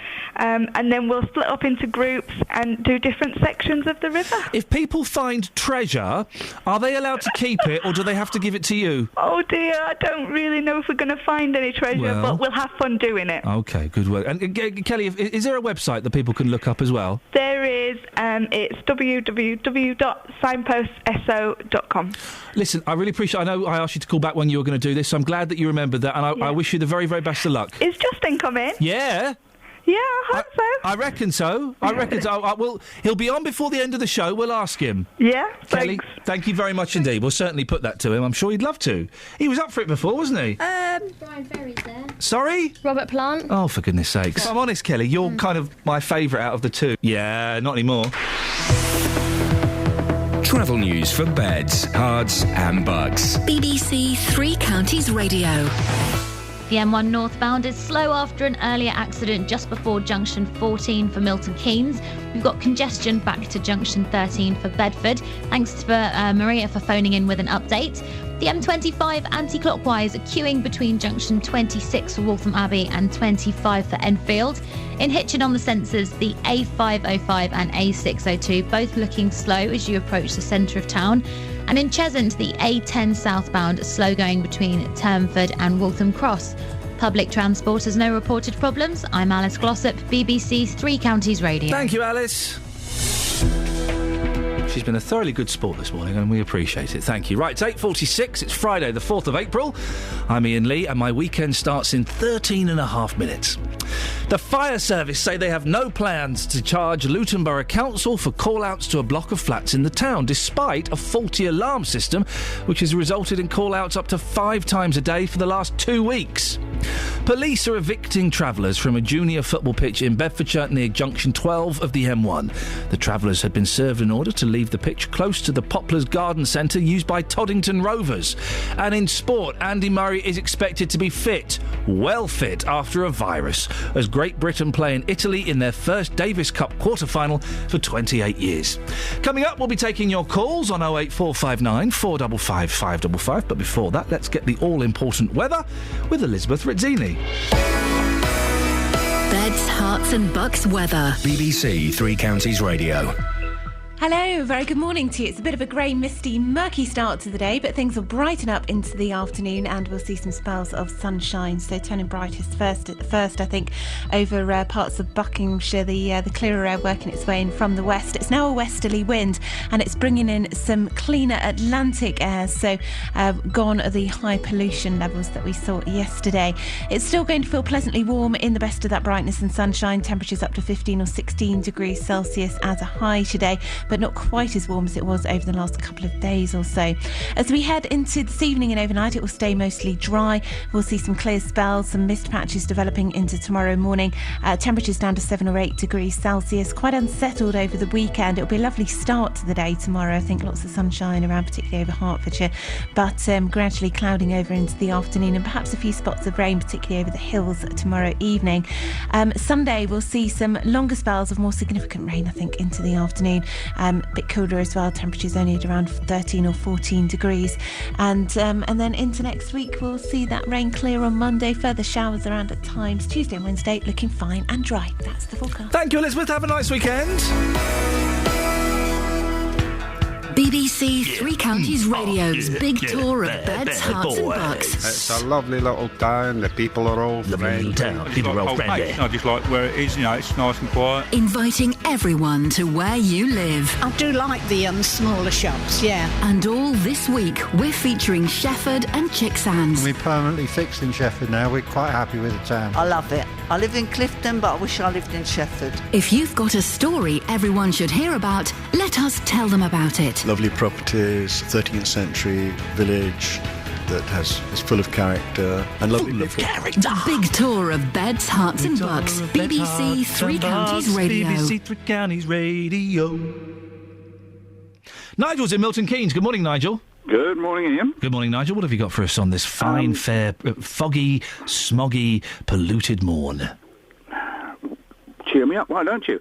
It's not even Monday morning. No. Ian, I'm sorry, but I have to take great issue with your attitude and outbursts this morning, and I don't think you've been at all fair over the air on your colleagues. And, tell me why. Tell me why. Because no, I don't know why you are, but you are. Well, when I say tell me why, I mean no. Let me have my say first, then. No, when I say you're crushing me, and you're doing that to your colleagues as well. It's very easy to crush you. The point I'm making. No, Nigel. No. Your attitude, Ian. Nigel, you're being and I don't understand. I will not understand why you won't be sent on gardening leave from Monday until they find somebody more suitable, capable of containing themselves, and going with their. Nigel. No, what? You've got nothing to say to me that I want to listen to. No, frankly, Nigel, you can't. Doing it for goodness sakes, what a muppet! Nigel, you can't come on and make these accusations. When I said how, or when I said why, I meant you were being obtuse. What I meant was give me examples. Give me. You are being disrespectful to your colleagues. Being obtuse. You're being disrespectful to someone who has an issue. Nigel, give me. Listen, Nigel, tell me what your legitimate issue is. You won't give me any examples. Give me an example. You are the issue with your attitude and the way you're dealing with your colleagues. Give me an example, Nigel. Why? You've already done it yourself. No. Listen to yourself after this broadcast. Play it back to yourself with the ears of a listener on. I do. I listen to it while I'm in the bath. Jeez. Watch your language. Watch your language, Nigel. Please, don't blaspheme on the radio. Some people are offended by that. For goodness sakes, have you no manners? Give me an example, Nigel. I think you're struggling to think of an example. It's just, which is problematic. No, the problem is that you have compressed so much disrespect to your colleagues over the radio, and you can't even address Catherine in a normal way. For example, Nigel? Well, you're calling her boily. No, that's disrespectful over the air on a public broadcast programme. Is your complaint the fact that I've called boily? That's your complaint. No, is that the best complaint. You've got? It's not the best I've got. Okay, then let's have another one. Let's have one that actually counts. Let's have one that I'm interested in. What is the matter with you, man? You cannot even recall what you've been saying. No, Nigel. You've been saying it and presenting it to the public. You're the one who has phoned up to criticise what I've said, yet you can't give me an example of what I've said. I can. Well, go on then. Well, why have you criticised a report that was badly put across, obviously by yourself, because it was passed on, I just don't understand you. You're referring... No, OK, let's deal with that issue. You're referring to the report that Paul Scoynes completely muffed up, yeah? About the MP's expenses. He did, because it didn't come across as such. And it did. Why? Nigel, let's focus on one thing at a time. You're not letting me... No, I am. You've put forward your... Not letting me make the point. You've made your point. Let me address it. You're all fired up and energised this morning. I'm not something. How am I fired up and energised? Would you like me to address the point or not? No. Oh, OK, so you want to phone up and criticise, but then you wouldn't like me to defend myself? Well, I think you're doing a grand job of actually doing what I've criticised you for. OK, would you like me to explain what went wrong there? Not really, because you tried to do it over the air. This is your fault, Scoynes. It was going on. Nigel's phoning up because you muffed up earlier on about the MP's expenses. Nigel's phoning up to have a go at me. Well, probably with good reason. Keep quiet. You see, exactly. It's that sort of attitude, my point perfectly. Yeah. Hang on. And I don't think I need to say any more. Hang on, you're doing it to yourself. Right, hang on one second. I don't know how many feet you've got left to shoot yourself in. I've not got a gun. Right, Nigel, you stop it. Scoynes, keep out of this. Nigel, Scoynes muffed up. I asked on. a specific question. Had MPs' expenses gone up since the changes to the rules in MPs' expenses had been introduced? In fairness, you didn't ask it that specifically. You really are cruising. You're not helping. He then came down and told me about MP's salary. I didn't mention MP's salary once, Nigel. Well, it's amazing how... So he owes me an apology. 3 out of your team are backing him up, and yet you're still not listening to yourself or them. OK, first of all, first things first, Catherine, this is your fault. No, don't do this on the air. I'm doing this on the air, Nigel, because you're doing this on the air. I agree. Stop it, No, Scoins. you were doing it on air before I even rang. Because Catherine. Okay. Yes. Right. I want to word with you after the show. We won't do it on air. He's right. We won't. Well, don't do it now. No, I'm going to. Stop saying it now. You don't need to, and it's totally disrespectful. I want you off air next week. On behalf of all the listeners.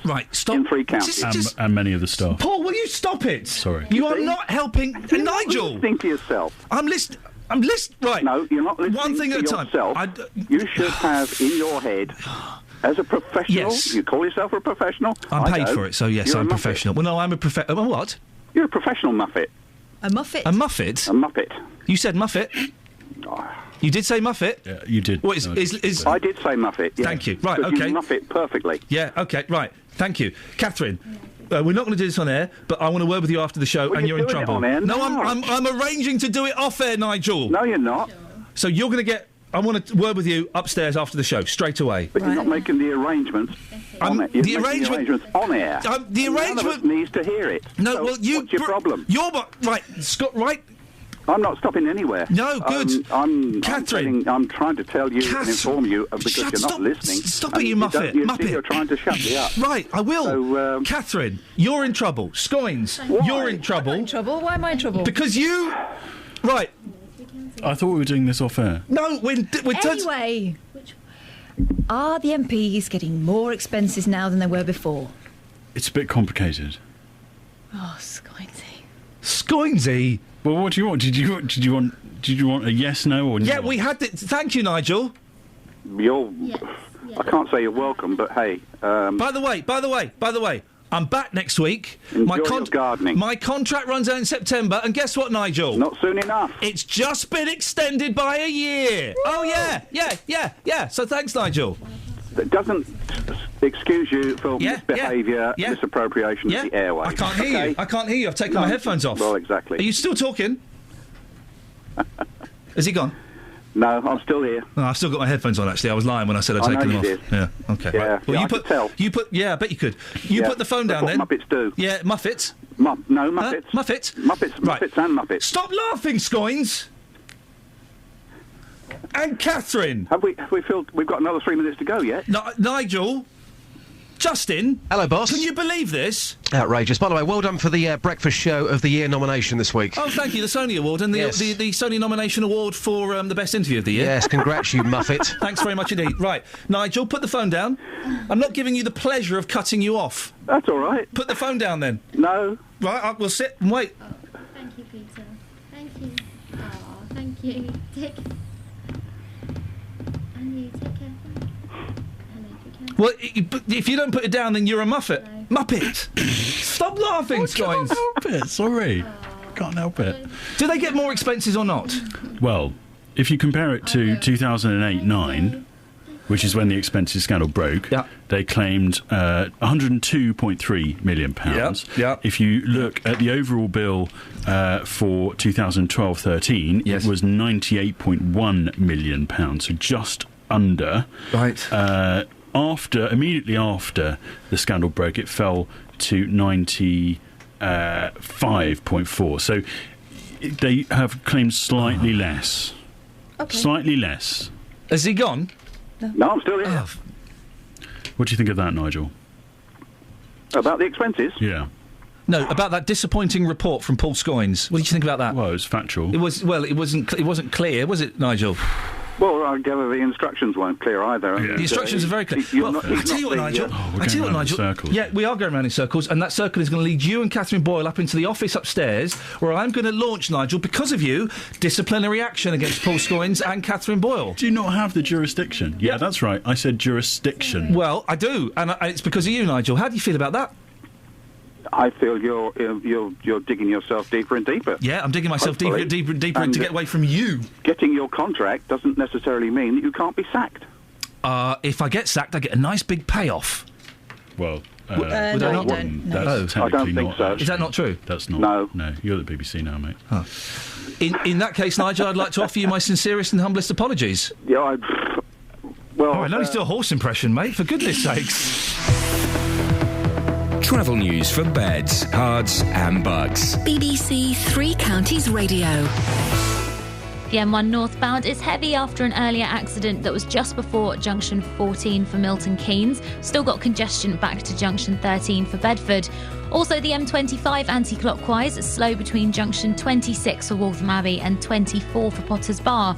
On the speed sensors between Houghton Regis and Dunstable, the A5 is slow heading south. Public transport has no reported problems. I'm Alice Glossop, BBC Three Counties Radio. Right, OK, so things... OK, right. Yeah. Scoins, upstairs. Whoa. Boyle? Yes. Oh, forget it. Local and vocal across beds, hearts and bucks. This is BBC Three Counties Radio. Thank you, Iain. Good morning, welcome to the JVS show. I'm Jonathan Vernon-Smith. It's Friday, it's 9 o'clock, and on today's Big Phone-In, should alcoholics be given a new liver if they've damaged